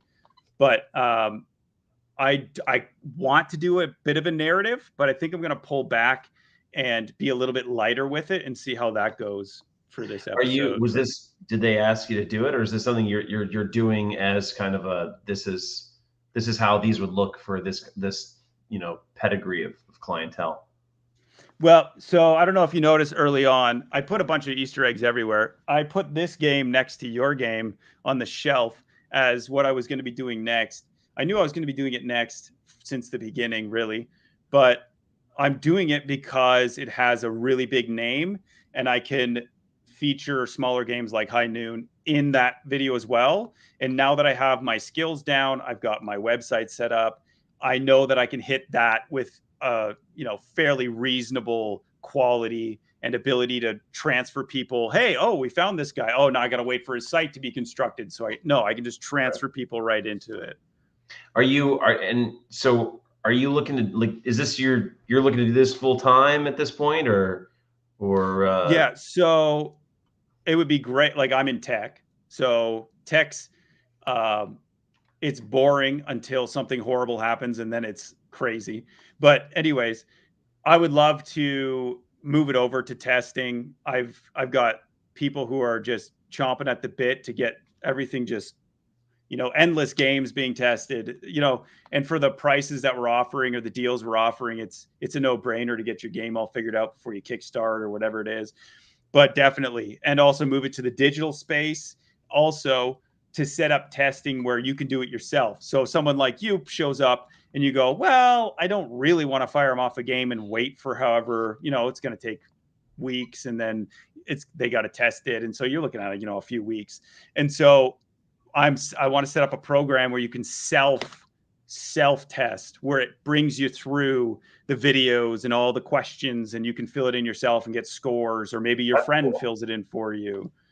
So then it kind of decentralizes the testing and you could do it yourself. Plus people look at them, have different views on their own game if they can have somebody else questioning what's going on, because I don't know how to make High Noon an amazing game. You do.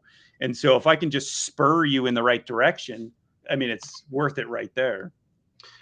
Are you actively like calling? Is it an open call for game developers that have games to submit to your gauntlet and stuff? Oh yeah, it's the like obviously we saw a broken website for some reason, but I don't know. It's obviously my side. It's a user error, clearly. So it's up there.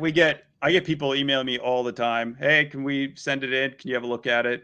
I have people who like War Bonds wanted because they're doing a Kickstarter and that they wanted the thing up for the Kickstarter, which was like a week ago. And so it's media attention, which is very hard to get with new board game developers to get the name out there. And then it's actually having a game to back up the media attention that you get. So for game publishers and game developers out there looking to utilize your services, put their games through the gauntlet and all that, they can get all that here at boardgametesters.com. That's correct? Yeah, exactly. All right. And then, guys, if you haven't already, please head on over to Aaron's channel, his YouTube channel. Hit that subscribe. He could, that he deserves it. He deserves it. Okay, I got 1,000+ members in my Facebook group. I know like 900 of them are bots, but the others that are there, okay, you guys can go over to Aaron's channel. Okay, it's the least we can do. Give him some likes and hit the bells for him. Also, if you haven't done it already, subscribe to my channel as well because I need that. Yeah. I think that's it for the day. We got some good comments in the area. We got a lot of good attention. That was a lot of fun. I enjoyed it thoroughly. So thank you. So did I. And thanks for sitting with me for this song. This was, my gosh, this is a long drive. Yeah. So I'm going to say goodbye to everybody here. If you wouldn't mind sticking around to see our proper goodbyes. And everybody, thank you for tuning in. We'll see you guys on the next one.